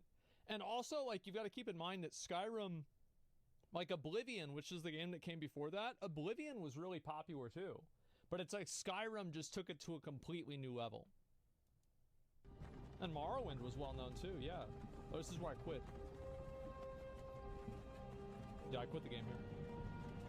I said this shit's taking too long, I'm tired. And one that has now been officially released on basically every platform ever. Along with Dark Souls and a handful of others, I don't think it's an exaggeration to say that Skyrim and The Witcher 3 are two of the most influential games of the past decade. Since then, we've seen a remarkable explosion of RPGs of all types. Avant-garde experiences like Disco Elysium have driven the genre forward, while Fire Emblem Three Houses has proven that turn-based tactics RPGs still have a big audience on platforms like the Nintendo Switch. One thing that makes turn-based games good is that you don't have to have any level of dexterity whenever you're playing them. So, like, if you're a 31-year-old boomer and your hands don't work anymore, well, it's okay, because you can play a turn-based game and you're still a winner. Yeah, it's all strategy. Yep, strategy Pathfinder, and Wrath of the Righteous, Yakuza Like a Dragon, Elden Ring, Final Fantasy XIV, and Path of Exile have all found creative and financial success of their own. Elsewhere, the likes of Genshin Impact and Honkai Star Rail continue to be big business. Time to say bye. I think that's why, by the way, people are interested, though. Like, it's like you have a lot of this, too. I think also, like, a big factor is I think anime has gotten way more popular in, like, the last 5 or 10 years. And I think that that type of genre of anime stuff has also gotten way more popular. So, like, in a different way that, like, people are more willing to consume content for, like, anime about stuff like this, they'd be more willing to play games like this, too. It's becoming mainstream now? Yeah, exactly. RPGs fit well into what I might call gaming's social media era. Despite their focus on single player, they practically beg you to share your characters and choices with your friends in the world. Oh yeah. They feel meaty and worthwhile in a world of $70 games, filled with secrets and lore that can fill pages and pages of wikis. By the way, check out IGN.com's wonderful guides on Baldur's Gate 3. And oh, they're horny. So very, very horny. And that's, again, going back to Genshin Impact and Honkai Star Rail. Fire Emblem Three Houses alone yields some 44,000 matches, an archive of our own, a popular fanfiction site. In a medium where success is so often dictated by how thirsty players are for any given romantic pairing, RPGs are king. Baldur's Gate 3 is in some ways the embodiment of all these trends, and in other ways, it's a unicorn. It has the type of densely written, choice-driven quests that made The Witcher 3 so popular, and it's horny to boot. It prizes open-world exploration, and it's the most beautifully presented big-budget isometric RPG since Dragon Age Origins. Crucially, though, it's not an open-world action-adventure game like so many of the other games I've mentioned to this point. Baldur's Gate 3 is a classical RPG in the truest sense of the word. An adventure built firmly. I mean, this is like basically, I remember games like this were super popular in like 2001 and stuff. 2002. There were so many of these games. On the genre bedrock of Dungeons and Dragons. Circana analyst Matt Piscatella notes that most CRPGs, even big successes like Divinity Original Sin 2, have to work hard to crack the list of the top 50 best-selling games. Clearly, Baldur's Gate 3 has broken into the mainstream in a way that no other CRPG recently has. Even when titles like Baldur's Gate 2, Fallout, and Neverwinter Nights were a bigger part of the gaming landscape, I'm not sure we saw a breakout quite like this, at least so far. I think there's also like clearly a cultural element of it too, where people are saying like, well, you know, we're tired of battle passes and microtransactions, so a game comes out and it doesn't have that. I think that has like an intrinsic value for itself. It's the same reason why I think Vampire Survivors was partially popular. It's because it was a cheap game, it was simple, and that's it. Ella told me over email. But given the expansion I'm of the not video saying that's the reason, but it's a component. game market since then, and how popular other genres have become, it's refreshing to see a game like this get this kind of adoption and play. As you place your hand on the pod, you hear something.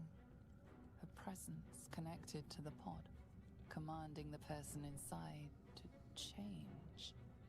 It's fascinating to watch a game like Baldur's Gate 3 find genuine mainstream success.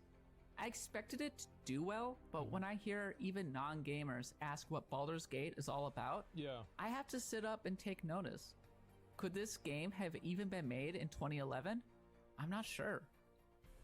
I see it as a natural continuation of the shift that began a decade ago, where indies, crowd-funded games, and some Japanese studios started pushing for experiences different from the BioWare and Bethesda formats that dominated the 2000s. Muses Felipe Pepe, author of the CR. Well, it's because they're more, they're more unique. I think one of the big problems with like Western gaming is like it's not like woke stuff or anything like that. It's about things being extremely formulaic. And I think people just get tired of that. Because if people can realize that they're inside of a formula, there's like a degree of escapism that's removed. Like you no longer feel like you're part of a fantasy universe if you can predict what's going to happen based off of what other games you played that are the same. RPG book. Dark Souls, XCOM, Banner Saga, FTL, Shadowrun, Legend of Grimrock, Darkest Dungeon, and many others helped expand the horizons of what RPGs could be. Obsidian's Josh Sawyer mentioned how Divinity Original Sin convinced them to put turn-based combat into Pillars of Eternity 2. It's a conversation. I don't think you could have successfully released Disco Elysium, Citizen Sleeper, or Baldur's Gate 3 back in 2011. I think also, like, back then, being able to have a game that played like Dark Souls was impressive and amazing on its own. Like, I think that you have to keep in mind that in, like, 2005, most computer games were fucking garbage. Same as in 2008, most computer games sucked. Like, they didn't play well, the graphics were bad, they weren't programmed properly, they were just shitty games. So, yeah, I think that, like, of course, back then, like, there was a value that was attached to just simply having a working game that plays like Dark Souls. But now people are more used to that. WoW was good? Yeah, WoW was good, and that's why it dominated the market. That's a good example. That's what I'm saying. Is that WoW was so good that I think that, like, one of the big reasons why WoW dominated the market for games is because of how well it played. It was massive. Certain zeitgeist is necessary. However we got here, Baldur's Gate 3 seems like the surest sign yet that RPGs are having a moment. Rarely has the genre felt this vibrant, this ambitious, this diverse. Baldur's Gate 3 is as old school as a CRPG can get, but it's also much more than a nostalgia play. And with so many great studios at the peak of their powers, it seems as if the best is yet to come. When the screaming stops and your mind is gone, the rest, perhaps, is silence. Oh, what the fuck? For more on Baldur's Gate 3, check out our review currently in progress. Yeah. And for everything you need to know about the rest of the video game Square Enix? I world, think Square Enix stick too. with IGN. Squaresoft dominated JRPGs too? Well, yeah, of course it did. I mean, like, that's what I'm saying, is that I think people want games that feel immersive and give escapism. And the more that games don't give escapism or anything like that, and the more that they're built around, like, battle passes and other things like that, not all games need to give escapism, but the games that do give escapism have, like, that extra value. And I think that's what people want out of an RPG. People don't want a, they don't want a battle pass in a game like Baldur's Gate. People don't really care about a battle pass in like Call of Duty as much because it's a completely different design. But in a game where you're supposed to be part of like a completely different world and be separated from like the real world, I think that it matters a lot more whenever you have those real life connections. Things like a bunch of menus, a bunch of like weird, like, oh, go do this, like, you know, modern gaming innovations, stuff like that. The immersion's really fucking good. Yeah, immersion matters a lot. People are looking for new experiences worth wasting their life over. Yeah, exactly. IGN's done good videos lately. Yeah, I think this was a good video. Absolutely. You finally get full best in slot on the hardcore servers. I finally did it. At first, I thought this would be impossible, but after a lot of time, immense effort, and rigorous swiping, I'm now full BIS with Thunder Fury on the official hardcore servers. I have everything, every single BIS item fully enchanted. Look at my insane weapon collection. Look at all that gold too, 38,000 gold. I even have the Swift Zulian Tiger. Wow. I'm one of the only people in the entire world that can say I've legitimately 100% completed the hardcore challenge. There And you I go. only spent around 75,000 euros.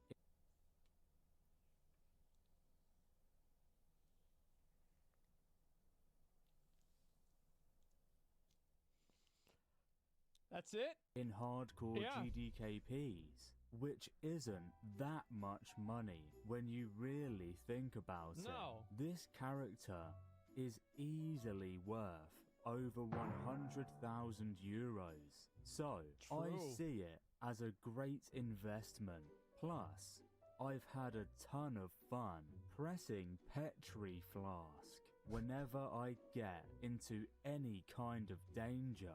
HC hype, HC hype. I cannot wait for this shit to come out. Like, honestly, whenever Classic WoW Hardcore comes out, because you know there's gonna be dumb people that are gonna wipe groups and they're gonna get reported for, like, trolling, I just can't wait to see all the drama that it creates. It's gonna be so fucking fun. Only downside is, my wife divorced me for spending Oh, that's great. Now I'll have money to pay for BC Hardcore. all of our life savings in hardcore GDKPs. She just didn't understand that to make money, you've got to spend money. She told me I make bad decisions with money and even had Oh, I should have played a Tauren, to be fair, so the guy does sometimes make bad decisions. the audacity to compare me to someone with a gambling addiction. It's not Yeah, like it's not gambling because he just pays more money and he gets it. I go to the casino every weekend. Mm-hmm. I only go every other week. Yeah, When true. I sell my character later and show her all the money I've made, I'm Wow. sure she'll understand. This was all worth it. After I've helped my friends, it's time to say goodbye. I'm going to miss this character.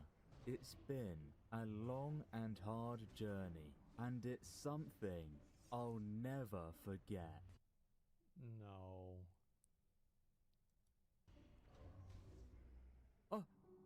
Oh no!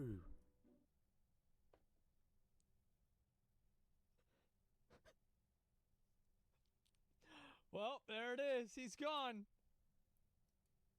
I jumped by accident. Oh god. That's okay. I'll just Petri. Yeah. Wait, I don't have one. This can't be happening. $100,000 down the shitter. No. Please, God, no. Oh my god. I can't believe it. No. 75,000 euros down the drain. What will I tell my ex-wife? I don't even know what to say. This is by far the worst day of my life. Yep, true. HC hype, HC hype. I can't wait to see the deaths in Hardcore Official. Ain't nobody gonna be playing this except boomers. Like that's what I want to see. I cannot wait to watch these. It's gonna be so fucking fun, man. Cause like the best thing about it is that in most of the hardcore videos, like here, let's see what the most recent one is. I'll link you guys this video real quick. Guild title and inventory. Oh, I saw it. Yeah, the Master Swiper. Yeah, there's a video. Asmus makes such good videos. I fucking love these. I think they are hilarious. Let me see if I can find it. Classic hardcore clips. Let's see if we can find one here. No! No way! Not again! No! So this guy's No just gonna way. get killed by a Murloc I and knew. that's it? Oh fuck! Oh no, that's a problem. Last vid was trash, not the best one. Well, my point is that, like, with a lot of these videos, within 1 second of watching the clip, you can know exactly what's going to happen. And it's like the way these guys play is just, it's really something special. Ooh. It's like we all know exactly what's about to happen. Everybody knows what's going to happen here. And that's the best thing about these fucking clips. Good luck. Oh my god. You might be.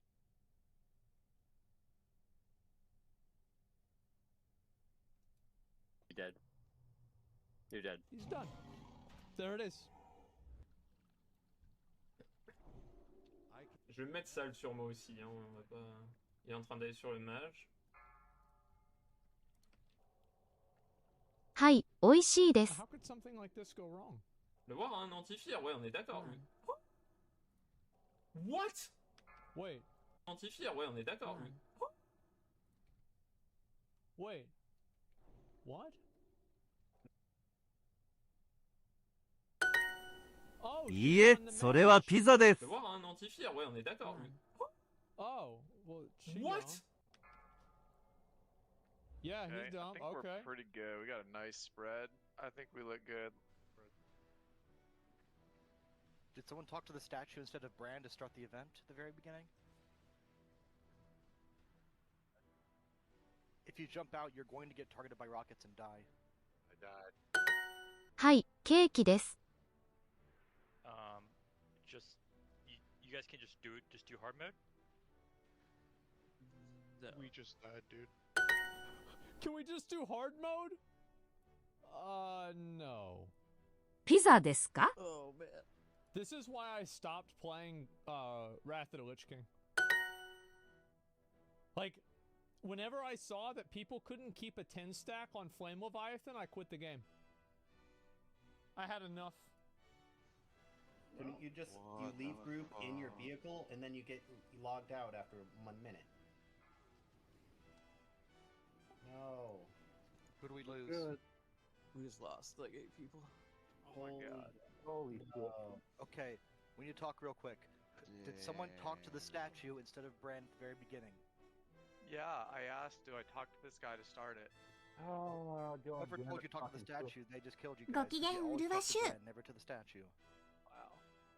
That's a... いいえ、それは水です。 Wait. So were these guys trying to play hardcore Wrath of the Lich King? いいえ、それはカレーです。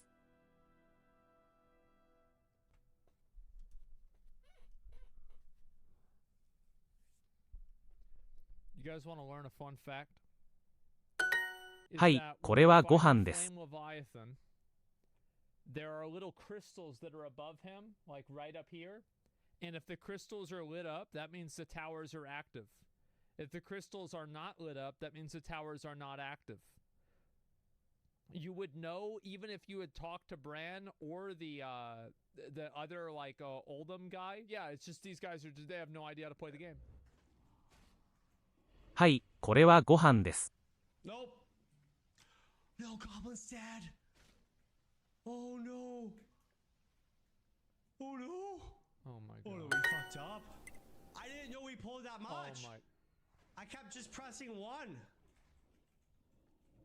I kept just pressing 1. Oh, 1 is Shadow Bolt. My Slayer's dead. I'm gonna fear this guy? Nope, no.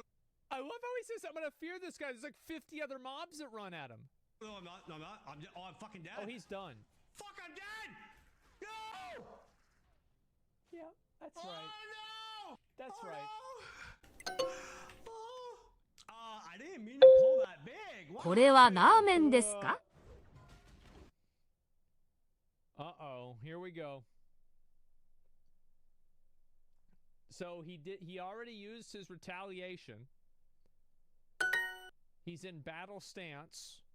Sweeping strikes has not been used. Very good decision there. Brilliant decision to not use sweeping strikes.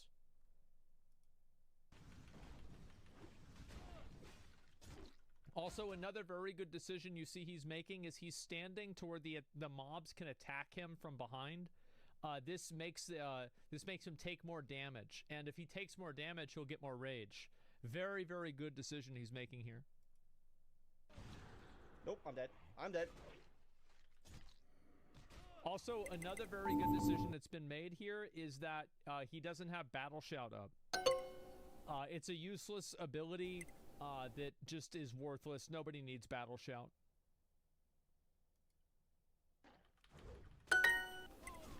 Fear and Bandage? You think that you're smart, but you're not. Fear doesn't work on undead.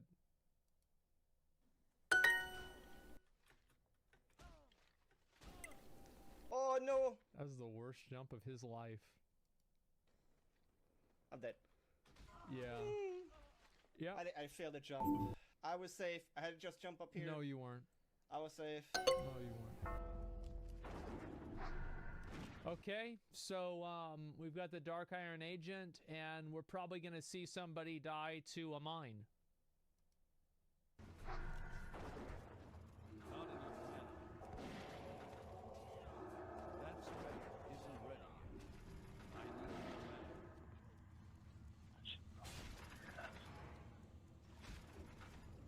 Why is he backpedaling and not healing?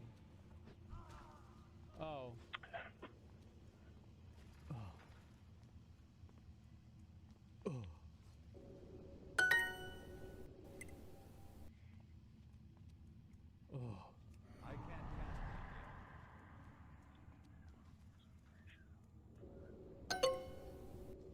Please kill him. Please kill this dude. Please fucking kill this dude. Yes! There we go. Nice. All right. Here we go. Finish him off. Get him out of here. Let's go. Come on, bro. You can get him. You got it.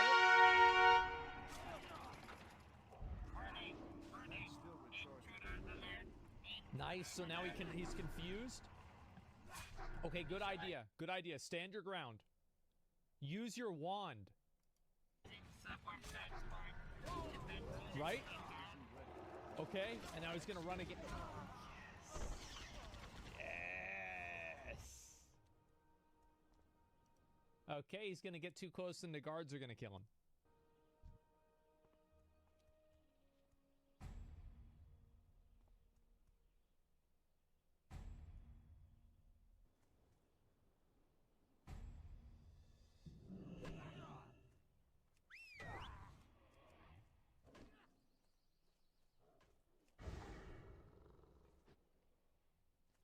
You see, like, right now, he should feign death.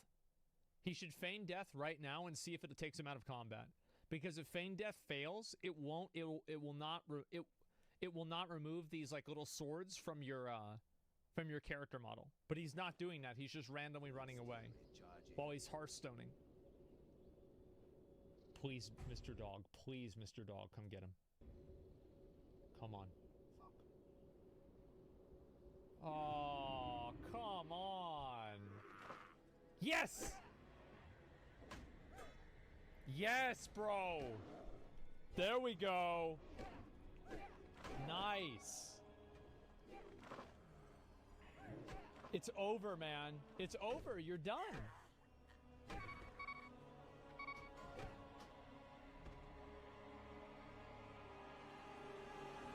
Why is he hated by Gadget-san? The odds are he's probably not. It was probably a bug, actually. Because he hearthed from PvP combat into PvP combat, and because the combat didn't properly drop whenever he changed zones, it made the Gadget-san bruisers aggressive towards him because he was engaged in PvP combat. So he actually died to a bug. Isn't that cute? Yeah. Yeah, isn't that cute? It's a feature of the game. Yeah, it sure is. I just don't even know what to say, man. Big Twitch changes. Uh-oh. Uh-oh. Here we go. If you haven't heard, there are some major updates in the live streaming space. Moist Critical dropped a bombshell video titled Goodbye Twitch, where he says this. Hey, yo, fuck him, bro. I am no longer exclusive with Twitch. Now, he doesn't go on to say that he's signing exclusively elsewhere. He's just no longer exclusive with Twitch. And he'll try things out, right? He'll enter his college era, and he'll go back. He'll link up with Twitch. They'll have hot, nasty sex, but he's going to try out the YouTubes of the world and maybe some other sites. He didn't mention any, but he is right now trying a stream on YouTube.com, which is going really well. He's sitting at 24,000 average viewership, which was his peak on Twitch over the past 90 days. Yeah. I wouldn't extrapolate that too far. I would say, you know, he does have a larger presence on YouTube, but live streaming on YouTube's a bit of a pain in the ass. It's kind of hard. Well, like I think like it's a big change. It's obviously a big video. Of course, people are going to tune in to check in to see what's going on the first day, you know? Really, streams that do well are ones that happen sporadically because it's an exciting thing, or if it's a big event. Otherwise, you can probably look at a lot of the streamers who switch from other websites to YouTube and see a decrease in viewership generally. Yeah. It's just, I don't know. It's just, you know, they just got to work on some things. We'll talk about that another day. Yeah. But let's focus on the big competitor that's making a huge splash in the headlines, Kick.com. And of course, they had the XQC signing. We talked about that one. Money. But there's been a couple of other signings that have happened over the past week. I was watching XQC on Kick earlier. He was finally doing my favorite content, gambling. And he was in a call with Train and like some other guy. I actually was laying in bed and I fell asleep listening to them. Something even more interesting than just paying a lot of big streamers Assuming that I mean, because I didn't get woken up, I guess he probably lost, right? There were no big wins today. Yeah, gambling ASMR. Dollars. But first, they signed Your Rage. Actually won. He did the classic, I got a few options. Which one am I going to pick? Are we not even putting YouTube on a fucking truck anymore to pick? Like, is it that much of a joke? Yeah. People live stream here, okay? This is a real establishment. Yeah, there's dozens of them, Ludwig. Or sorry, Mogul Mail Guy. Yeah, I mean, I'm sure there's dozens of people that are watching YouTube live streams. To be honest, I think that YouTube isn't really investing into it. Like, I wish they did invest more into it. That'd be nice. Where live streams happen. Anyway, this one was not too much of a surprise because Your Rage has some friends who do already stream on Kick.com, but it was a little bit more of a surprise when it was announced that Sapnap would also be going to Kick.com. And if you don't know, of course, Sapnap is a Minecraft creator. Which means that everybody in his entire audience is like a fucking egg without a shell. Like you can't, if you touch it just slightly, it will like bruise. Like the Minecraft community is the most sensitive fucking community on the entire internet. And if you've been at Kick.com, it's not exactly ripe with Minecraft creators. That's not the demographic that currently operates in that space. No. He is the first. No, it's not. Of that. It's kind of like Hikaru when he went over there. You don't really think of it as the chess hub, but you know, you got to start somewhere. Somebody's got to be the first. Yeah. Now, we're going to talk about why this signing is a little bit more problematic in a bit. But kids first, are sensitive, to be honest? No, they're not. I think that some kids are for sure. But like most of the kids that watched, that were like watching Ice Poseidon and like Aiden Ross and stuff, like they're probably the same age as the Minecrafters. They're just, you know, in different classes at school. Is it working? Is signing I think people kids are the main audience making of that Kick stuff. bigger?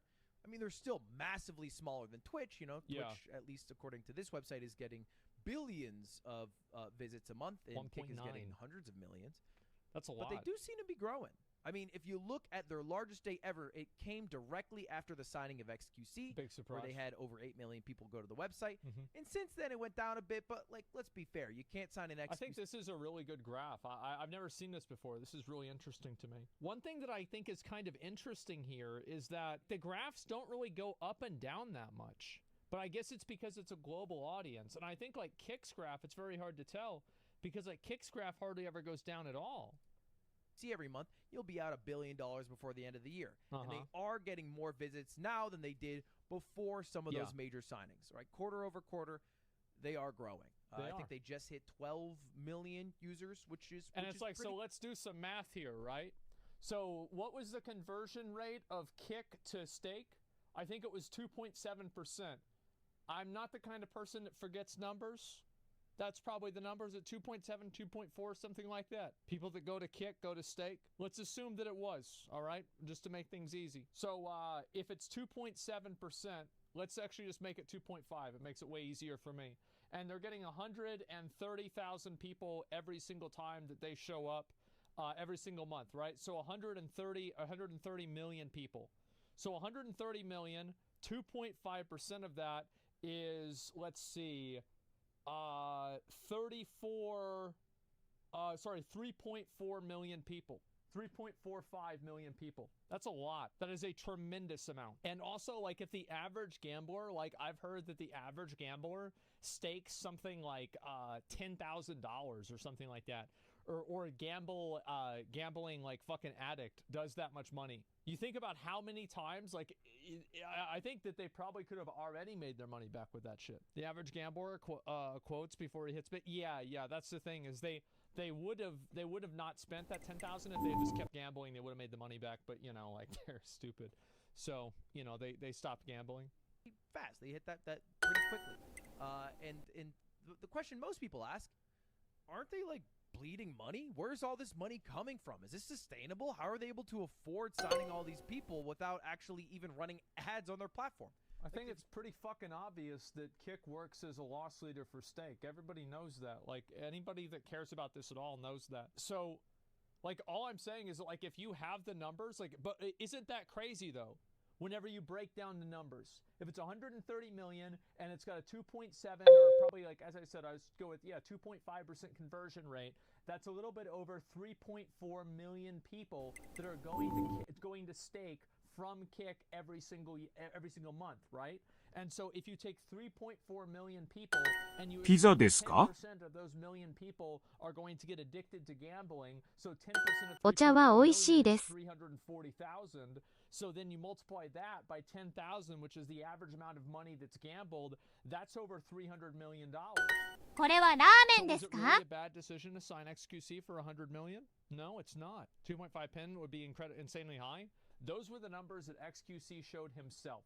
You go to Kick, you won't receive an ad. But is it moral? Is it moral? ピザは美味しいです。 I don't think that you heard me. I said $100 million. Have any advertisers at all? To which the CEO of Kick, Eddie, would say, we don't even care about that. It's not even a problem. Yeah, no, we've at this moment we're not running ads. You know, ピザは美味しいです。 growth phase right now. You know, our sole goal right now is I also think いいえ、それはピザです。 If there are enough people going on それはラーメンですか? Kick will find people that publish ads. Nick Fuentes is worse than Aiden Ross by any stretch of the imagination. それは美味しいですか? If you do it in terms of being politically correct. And Rumble has ads. It's just like これは美味しいお茶です。 we really want to grow Kick. We want it to be a name that people recognize when they think of live streaming. We want it to become a part of, you know, internet culture. We want it to be, you know, standing there with the other giants in this industry. We think we can do that. So now that's not super weird for a startup to want to grow and not be profitable in the first year. It's even not that weird for like a Silicon Valley type company to be. Many companies aren't profitable for the first 5 years. If you're an esports company, you're never profitable. Growth phase for a few years and blow hundreds of millions of dollars to capture a huge market share by offering insane services and then turning around and then try to make money, oftentimes making the product experience way worse, like Uber or DoorDash or Netflix. because it's wait, our user behavior is already set. We already signed up for all these things. Yeah. We don't have cable anymore. We cut cable, so you can fuck us all over because we have no option. Now, I'm not saying Kick is going to make their experience terrible when they try to become profitable, but it is not that weird to be in a growth phase. How are they funding this growth phase? They haven't gone. Oh, I don't know. I think they're funding it with they're selling unicorn dust. And so it goes for a good price. Yeah, it's unicorns and charitable donations for several rounds of VC funding. But luckily, a lot of the people who are on the board at Kick are also on the board at Stake.com. Wow. And they're That's also crazy. billionaires. So, you know, a lot of people come to the final conclusion that at its core, Kick is just a marketing vehicle for Stake.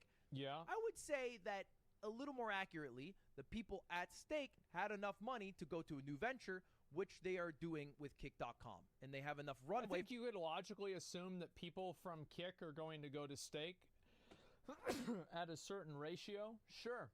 But, I mean, I don't, like, as I said, I don't think that streaming on Kick is fundamentally advertising gambling in the same way that streaming on Twitch isn't fundamentally advertising sports betting or union busting. It's like if somebody goes to Kick to stream gambling, then yeah, they're promoting gambling. But just streaming on the website at all? I don't like that logic. I hate that logic. More guilt by association stuff. From all the money they made with Stake to lose money with Kick.com for a while. And it does benefit Stake if there is a place that they get to choose the regulation on for gambling, that they can still allow it on the site. Yeah, they literally said, we'll make our own with hookers and blackjack. They literally said it, and they actually did it. To just being at the whim of another company like YouTube or Twitch, who have banned people for doing gambling content, sponsored gambling content in the past. Right. Now, I will stop here to also address that Kick has added some features, like the ability to hide any 18-plus content. But you don't want to see any women. You just turn it off. You don't want any of them. You don't want to get distracted. You don't want to get taken away from your goals, from where, you know, like life is trying to take you. Like, you have to stay strong, brother. You know, stay on that no-fap grind. No pools, no hot tubs, no bikinis. Tubs and bikinis, and also hide slots and casinos from your webpage at all. You just have to go to your settings and profile, which is cool. I think that is a helpful feature. I've seen it get abused a few times. Like, people will just go to the just chatting with both of those categories. But as long as they're good on moderation, that should address that. Who cares? And they've also added something that I think is way more interesting than paying big creators millions of dollars, which is their Kick Creator Incentive Program. And these are the first people who are in the beta of said program. This dude looks like me. What the hell? He's got the same. Actually. Yeah, he got like literally the exact same hair. Do I know any of these people? I don't think I do.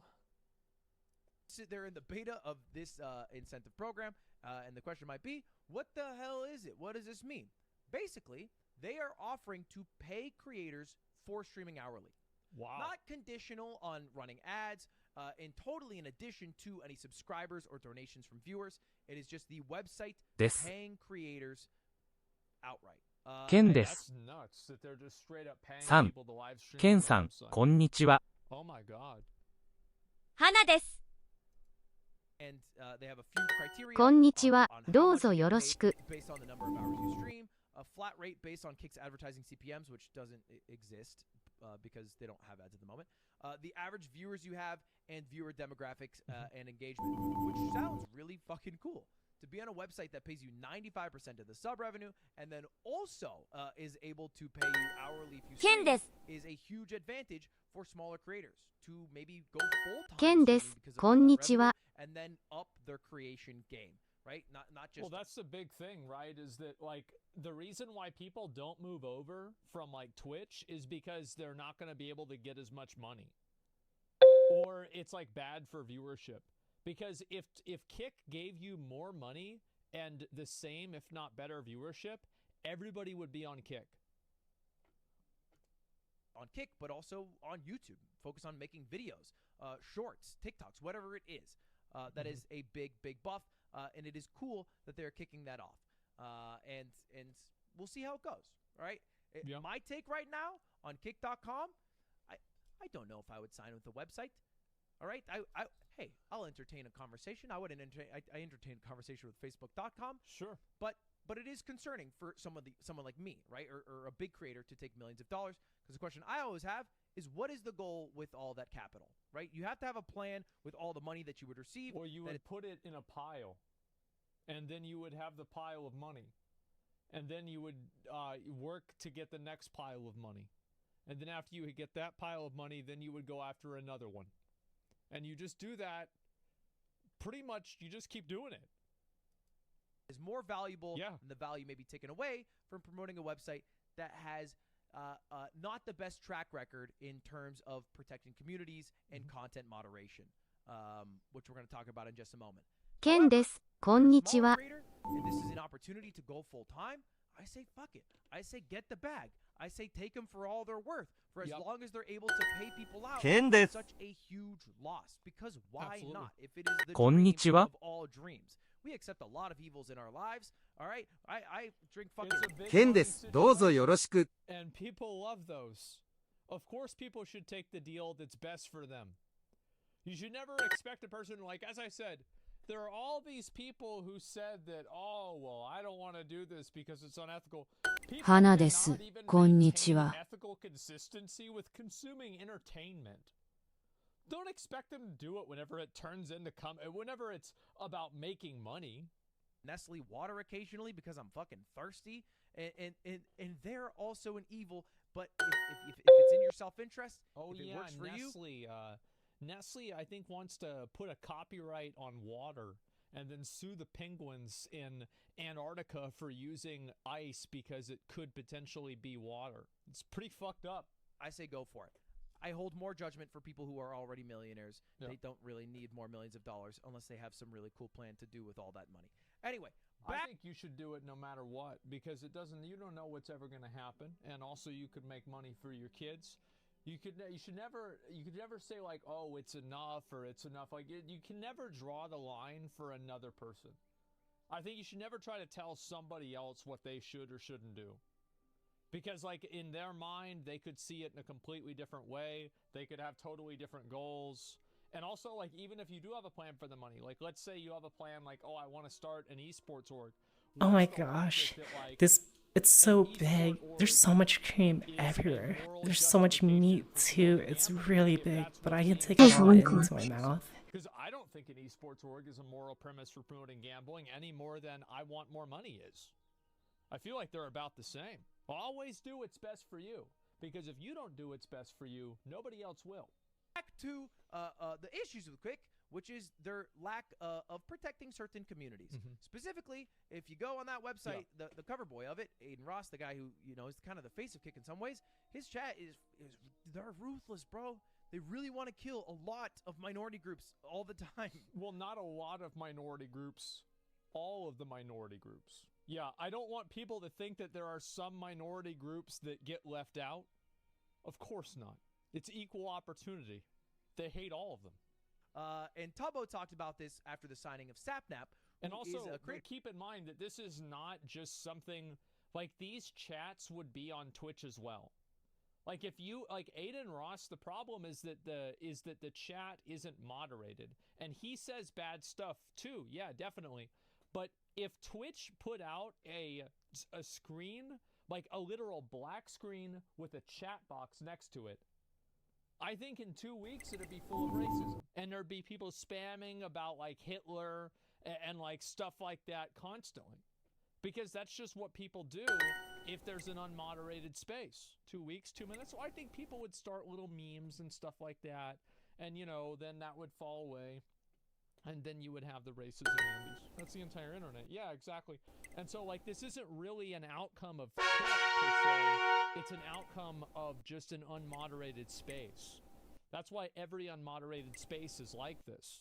But yes, obviously Aiden Ross is like a force multiplier for that. It's important to keep both of those things in mind. With a younger demographic and a gayer demographic. Is people in communities such as LGBTQIA+, younger demographic and stuff like that. I feel like this platform is not a safe place to be openly trans, not a safe place to be openly Jewish. And look, Tubbo's 100% right that the chats go fucking crazy. They say some unhinged shit on Kick.com. And I'm worried that Kick has not done enough to stop that, to punish. Why should they stop it if they don't have to? Because they don't give a fuck. Because this is probably what they're thinking. Like, I guarantee you this is what Kick is thinking. If we stop this, then people will want us to stop something else. And then people are going to want them to do more and more and more. So if they have the policy of doing nothing, which is what Twitter does now, it's what YouTube usually does, it's what a lot of places do, they do nothing. I don't think we need to keep everyone comfortable, let the world run itself. I don't know. I think that saying, I'm actually not a fan of saying to kill people. I think that's over the line. I actually think that you should get banned for that because I would consider it incitement of real world violence. Like, my rules for this are ケンさん、こんにちは。 to the internet, generally, right? So like that, and also like, by the way, First Amendment American law. This is what I believe in. I completely support that. And so let people say what they're going to say as long as it's not against the law. Creators who let their chats run rampant or even 花さん、 moderate こん the に chats ちは。 from being able to talk like that at all, and they're going to go down to being like Rumble, just purely associated with maybe some hateful groups, as opposed to just a platform that wants to host content of all types. And I think people, like, for example, there's a lot of bad stuff on, I've said this before, on like Twitter, right? こんにちは、 There's like way more ナオミ bad で stuff す。 on Twitter than there is on Kick. There's probably more bad stuff on Twitter than there is stuff on Kick.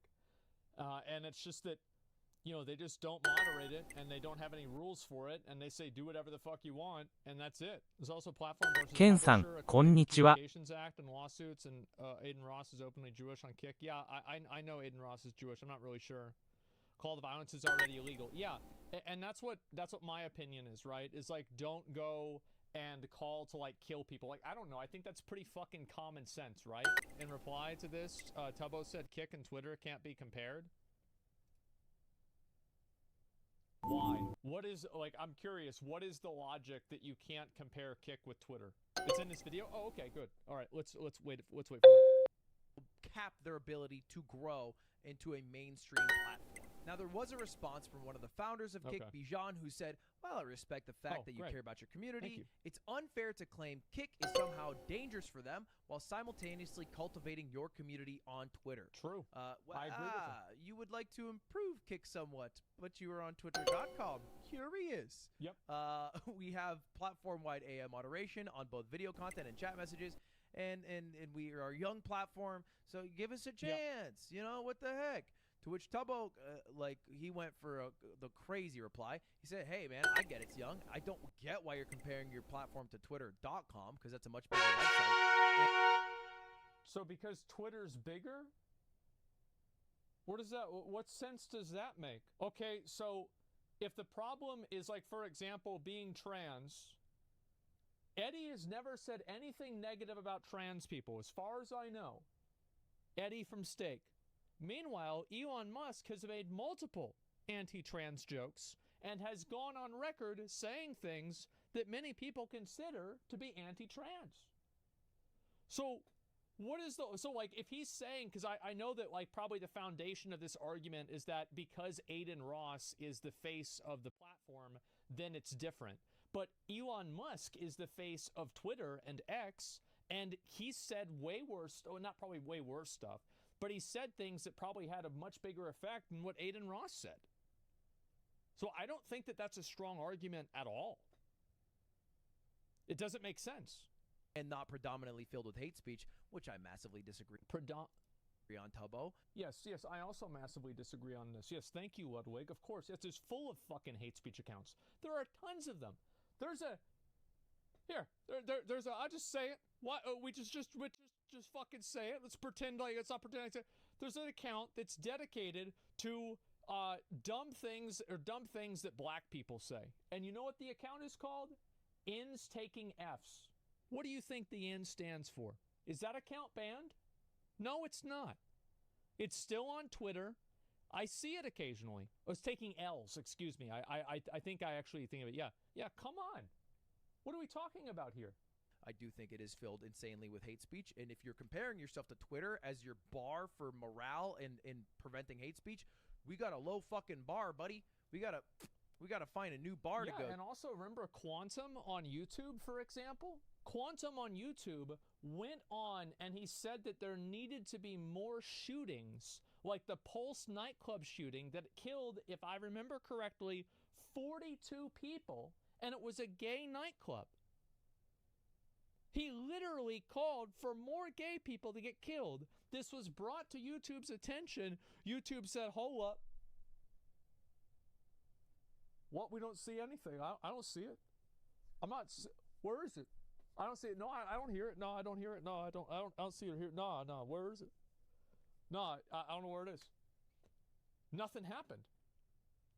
So, like, I really, YouTube comment section, exactly. Is it wrong to apply the majority of Kick is filled with hate speech when 90% of it is just bland streams, just like Twitch? Yeah, I think so. 49 people were killed at Pulse? Oh, it's even worse. Too. I would argue that the reason you cultivate a platform on Twitter is because it has market share. There's more people there. So it's financially beneficial. And has dominated the space. And its recent changes have actually moved a lot of creators off of Twitter. So you don't want to be comparing yourself to. It moved them off of Twitter for almost 3 days. Yeah, everybody left Twitter for, like, I would say maybe like almost a week. Some of them. Yeah, it's bad. To them. All right, Twitter's a website that straight up I get offered a clip from Crazy Clip once a fucking day that's titled Guide. Bro, I hate these. I hate these fucking these accounts. Jaywalking gets hit by try not to improve anything? No, it's not about trying not to improve anything. It's that don't go throwing stones whenever you live in a glass house. Don't go and try to and police what other people do while you're financially benefiting from the same thing. Don't go and say, oh, well, this is bad, you shouldn't be allowed to do this, while at the same time, you're doing it. No, I'm not going to take that seriously at all. Shut the fuck up. Absolutely. That's what I'm saying. I don't want to be told what to do. Especially not by, like, I can respect somebody who has a principled position, even if I don't agree with them. But I do not respect a non-principled position. I think these are circumstantial positions. A truck, blushy face emoji, and then a guy jaywalking gets hit by a fucking truck, and it's like 9 a.m., and I'm like, why is this on my For You page? Yeah. And then a blue check will reply with just the most low-res gif and lame-ass comment they could think of. If you can dodge traffic, you can dodge a ball. So anyway, this Twitter rant aside, I do think Tubbo brought out a bit of receipts, which is Aiden Ross's chat saying, I kill LGBTQ. We all kill LGBTQ. Which, honestly, progressive that they threw in the queue, right? Like, they're actually getting the acronym down. I mean, there's no IA or plus, but, you know, they're trying to stay with it. Good point, Ludwig. Down a little bit. That's huge. I don't even want to read that sentence out I was about to say. Black lives don't. Okay, I don't. None of these sentences are okay to read out loud. I'm gonna make you read them and have your thoughts be He's not even gonna say this one, as opposed to Jesus, man. So you get the idea, all right? Kick.com right now. I think they should. I think they should get rid of the people that call for violence. Right? I do. I think that's an easy W, and I think it opens them up for liability. I don't know, like that's my line. Calls to violence, no. Think is a little too unmoderated and a little too associated with just hate speech outright. And so a creator like Sapnap going over will be an interesting test. We will see. All right, is he going to be hate rated by the people who are around him? Will the people who go to Sapnap stream feel comfortable being on that stream? Because right now, the only people who stream on Kick.com are people who are paid millions and millions and millions of dollars, like Your Rage. People who just get banned on other websites like Twitch or YouTube, so they don't. Well, Fousey is popping off. By the way, I looked at his Kick stream the other day. He had like 11,000 fucking viewers. That was crazy. Have anywhere to go, so they check like 20K. out Kick.com. Keeps that up. Like Drake might Fousey actually show up or this time. People who just maybe didn't have enough success to want to continue on a website like Twitch, which doesn't offer as competitive rates in terms of Sam. Is this the Sam who I think it is?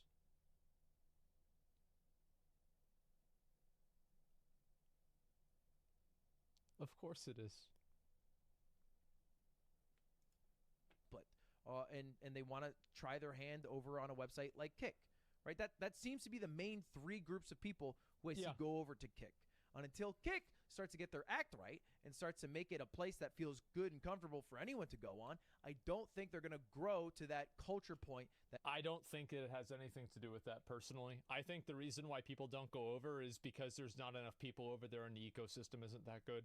People are staying on Twitter and they're using Twitter and YouTube has plenty of that stuff. It doesn't really matter to them. I think that most people will just exercise better judgment and not consume content that they don't like. That's really what it is. Like, there's a lot of accounts on Twitter that I don't like, and if I really, really, really don't like them, I just block them, and that's it. I don't have to think about it. Eddie wants them to. I don't think even throwing hundreds and hundreds of millions of dollars is going to get them there. But we'll see. Time will tell, right? All right, that's it. All right, thank you all for watching. Have a good one. Subscribe. All right, see you later. Goodbye. When Kick gets better content, all that will disappear. Yeah, because people don't really give a shit, man. Like, they just do not give a fuck. Like, people will watch whatever they want to watch, and if they don't like that kind of stuff, they just won't watch it. That's all there is to it, man. Not true at all. If they had mods, it would be a better website. I think they should tone down some of the spamming, especially, and like the calls to violence. I think that definitely should happen. I don't think that they want to open up the can of worms of banning some people for saying bad stuff, because if they do that, then they're gonna want to get, like, then people will want the next thing banned and the next thing banned, and like before you know it, then they're gonna have to ban other stuff, and I just think that they don't even want to begin with it. So they don't want to open that door, because if you do ban people for saying one thing, then you create a frame of reference for what is bannable. And if you create a frame of reference for what's bannable, you also create a frame of reference for what's not bannable. So if something that should be bannable is in the not bannable frame, then they look bad. You see what I'm saying? I'll link you guys the video. It's a good video. Ludwig had some good points in this. Twitter is molding and spreading misinfo about the new anime rock, paper, scissors. They trained the AI with their own art, yet still get shit on. Releasing AI animations as your own fellow VFX workers are unionizing, and there's ongoing actor strike centered around AI. The downfall of Corridor should be studied. Well, did people think it was bad? Let me see what the comments are. じゃあね。 Did we just change animation forever again? Okay, well, let's see what this says. It's got 53,000 likes. こんにちは。どうぞよろしく。 People love it. Yeah, nobody thinks this. Yeah, I don't know. They're talking about Twitter? Yeah, but who cares about Twitter? I mean, Twitter's not even their audience. Why would you listen また明 to 日 Twitter? What's wrong with them using AI for art? Basically, people don't like AI art ケンさん、 because they じゃあ think ね。 it disenfranchises people that are artists, because it makes it easier to create AI art and makes hiring artists less important and less necessary. ナオミさん、じゃあね。 You can just have AI art do a lot of it instead. That's what their concern is. What jobs do you think the AI will replace? Well, it's going to replace a lot of animators and writers. That's who it's going to replace. That's why they're protesting, and that's why they're mad. The AI ナオミ video is さ dog ん、ま shit. た Yeah, I 明 know it is, but like a lot of animation videos on Twitter are dog shit. So like, what's the difference? So just because something is dog shit on Twitter doesn't mean that if like a AAA studio used it, doesn't, like, they could probably do a better job. They can get mad all they want. They just can't stop technology and advanced AI. 花さん、 Sad また明日。 progress never stops. Yeah, I think so too. Replacing actors, they're scanning them. Yeah, didn't they kind of do that? Don't they have like James Earl Jones? Don't they still use his voice for Darth Vader, even though he's not actually voicing the character? I'm pretty sure they do. So like, that's a good example, and like, nobody complains about that. I don't think anybody even gives a shit. He gave them the rights, it's different. He gave them the rights, it's different. How is it different, Will? How is it different than this? Yeah, I know that he gave them the rights. Yeah, it doesn't make sense. The issue is not AI, it's that they're releasing during the strikes.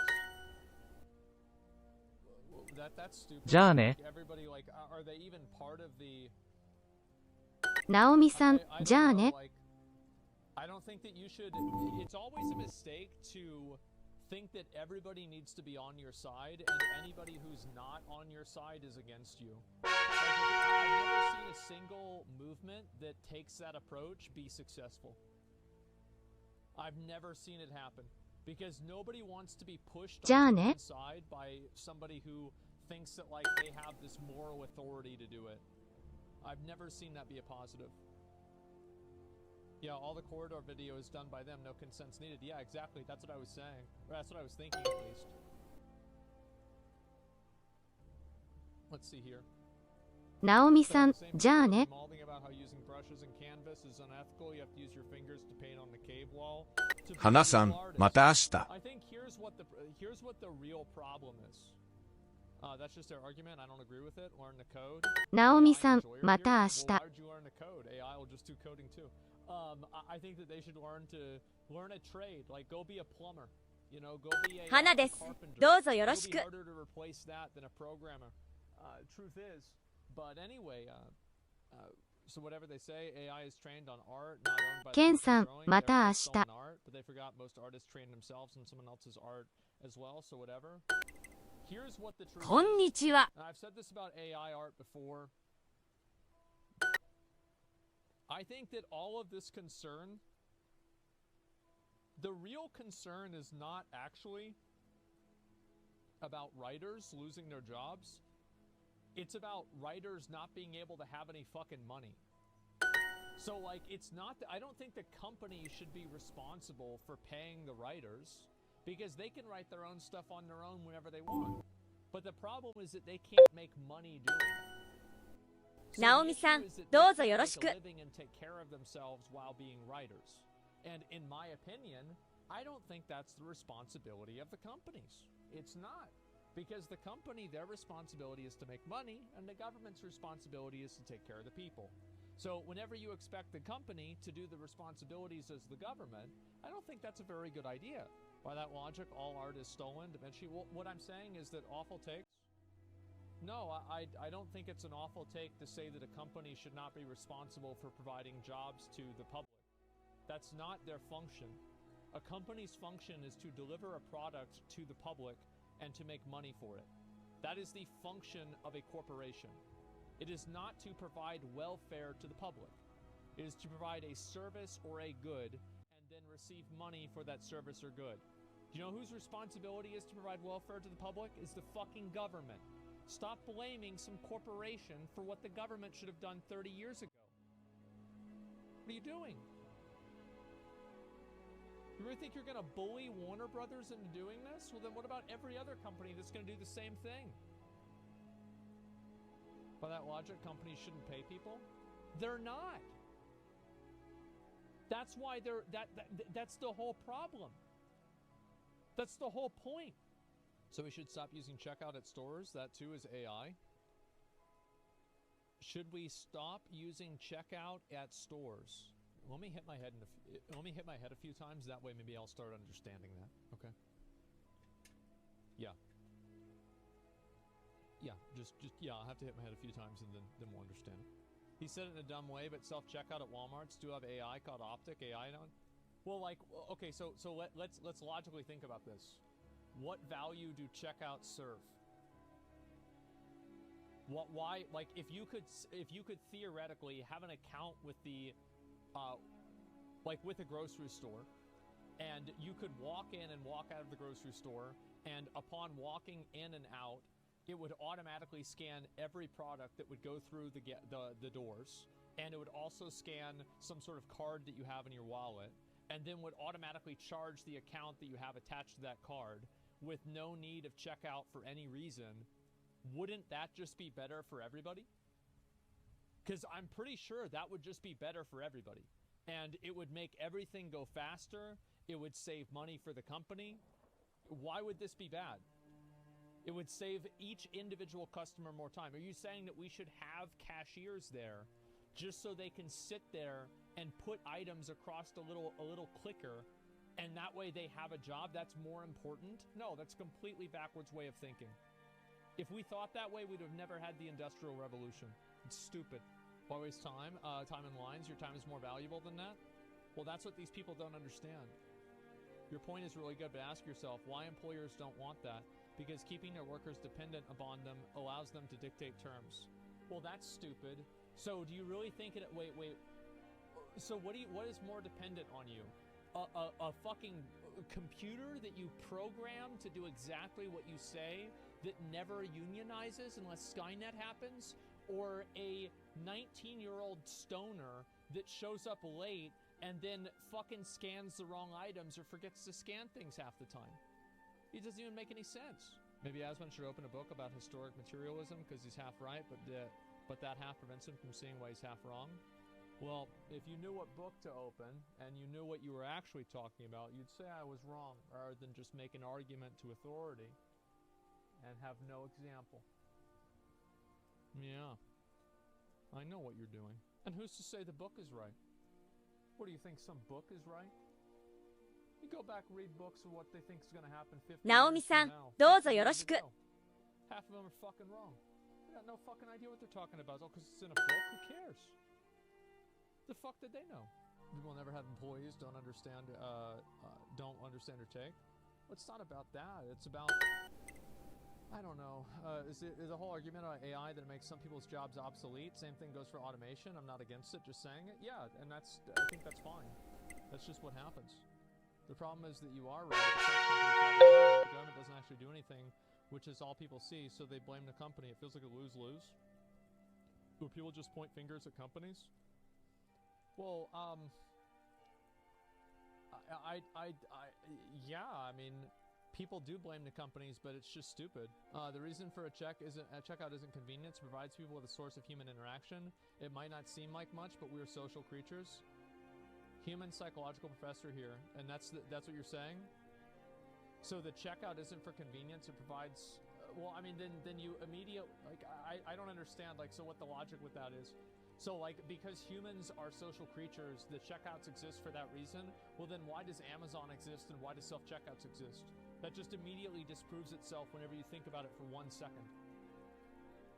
Also, going to a grocery store with other people is a fundamentally social experience to begin with, even if you're not talking to them. It's just, again, doesn't make sense. You gotta love whenever people whip out their degree and aim it at you. I don't know, I wish they had brought a better example, to be honest. Do you think that once we make AI to have the menial jobs, we can put humans further to have a second industrial revolution? No, I just think most people won't have jobs. That's just what's gonna happen. People using technology to chat now. Yeah, imagine that. Yeah, put all the pigeons out of work. But yeah, I think overall, I think this is really silly, and I think that it doesn't matter how much screeching and reeing happens on Twitter or any other platform. The companies that use tools that are more effective will win. That's just how it is. That's literally it. And it's just I'm trying to think, has there ever been a time in the entirety of history where that was not the case? I do not believe so. I could be wrong, but I can't think of one right now. Times published an article by one of the creators of the regressive algorithm, signed by many brilliant minds that also agree to the possible detriment of AI. I think that most of the people that are unhappy about AI, their problems with AI are contextualized around the lack of social structure to control the rapid societal changes that it will create. So it's not really against AI, it's against having AI without having the social structure to support it. So, and that's a very important distinction in my mind. It's a huge distinction. Diablo 5 already announced. Is that true? What the fuck? Wait for Diablo 5. Won't be as long as Diablo 4's, said Blizzard president. Mike Ybarra goes on record to state that Diablo 5 won't spend a decade in development like the two mainline entries did. That's right, it'll spend 2 decades in development. Yeah, I think that's what would make sense, right? Holy shit. But let's see what he says. I finally rolled credits. Thanks, DMC Ryan. We're glad you liked it. And going forward, you won't have to wait so long between titles. We have a lot more coming to Diablo 4 and beyond. I can't wait to play Diablo 5 with my kid for their high school graduation. I haven't had a kid yet. No, that's Ashes of Creation. Is Blizzard? Nothing makes sense? Yeah, true. Diablo Immortal 2. Yeah, that's the new one that's coming out. That's the new title. Yeah, I mean, I don't think that they're going to release Diablo 5 for a long time. I don't think we'll see Diablo 5 for like 7 or 8 more years. Because they're going to have probably 2 or 3 expansions for Diablo 4. Because, like, and also it makes sense for that, right? Because you have, like, you didn't really have any of the real primevals in the game. You didn't have Diablo in the Diablo game. You didn't have Mephisto, and even though he was, like, the main fucking person in the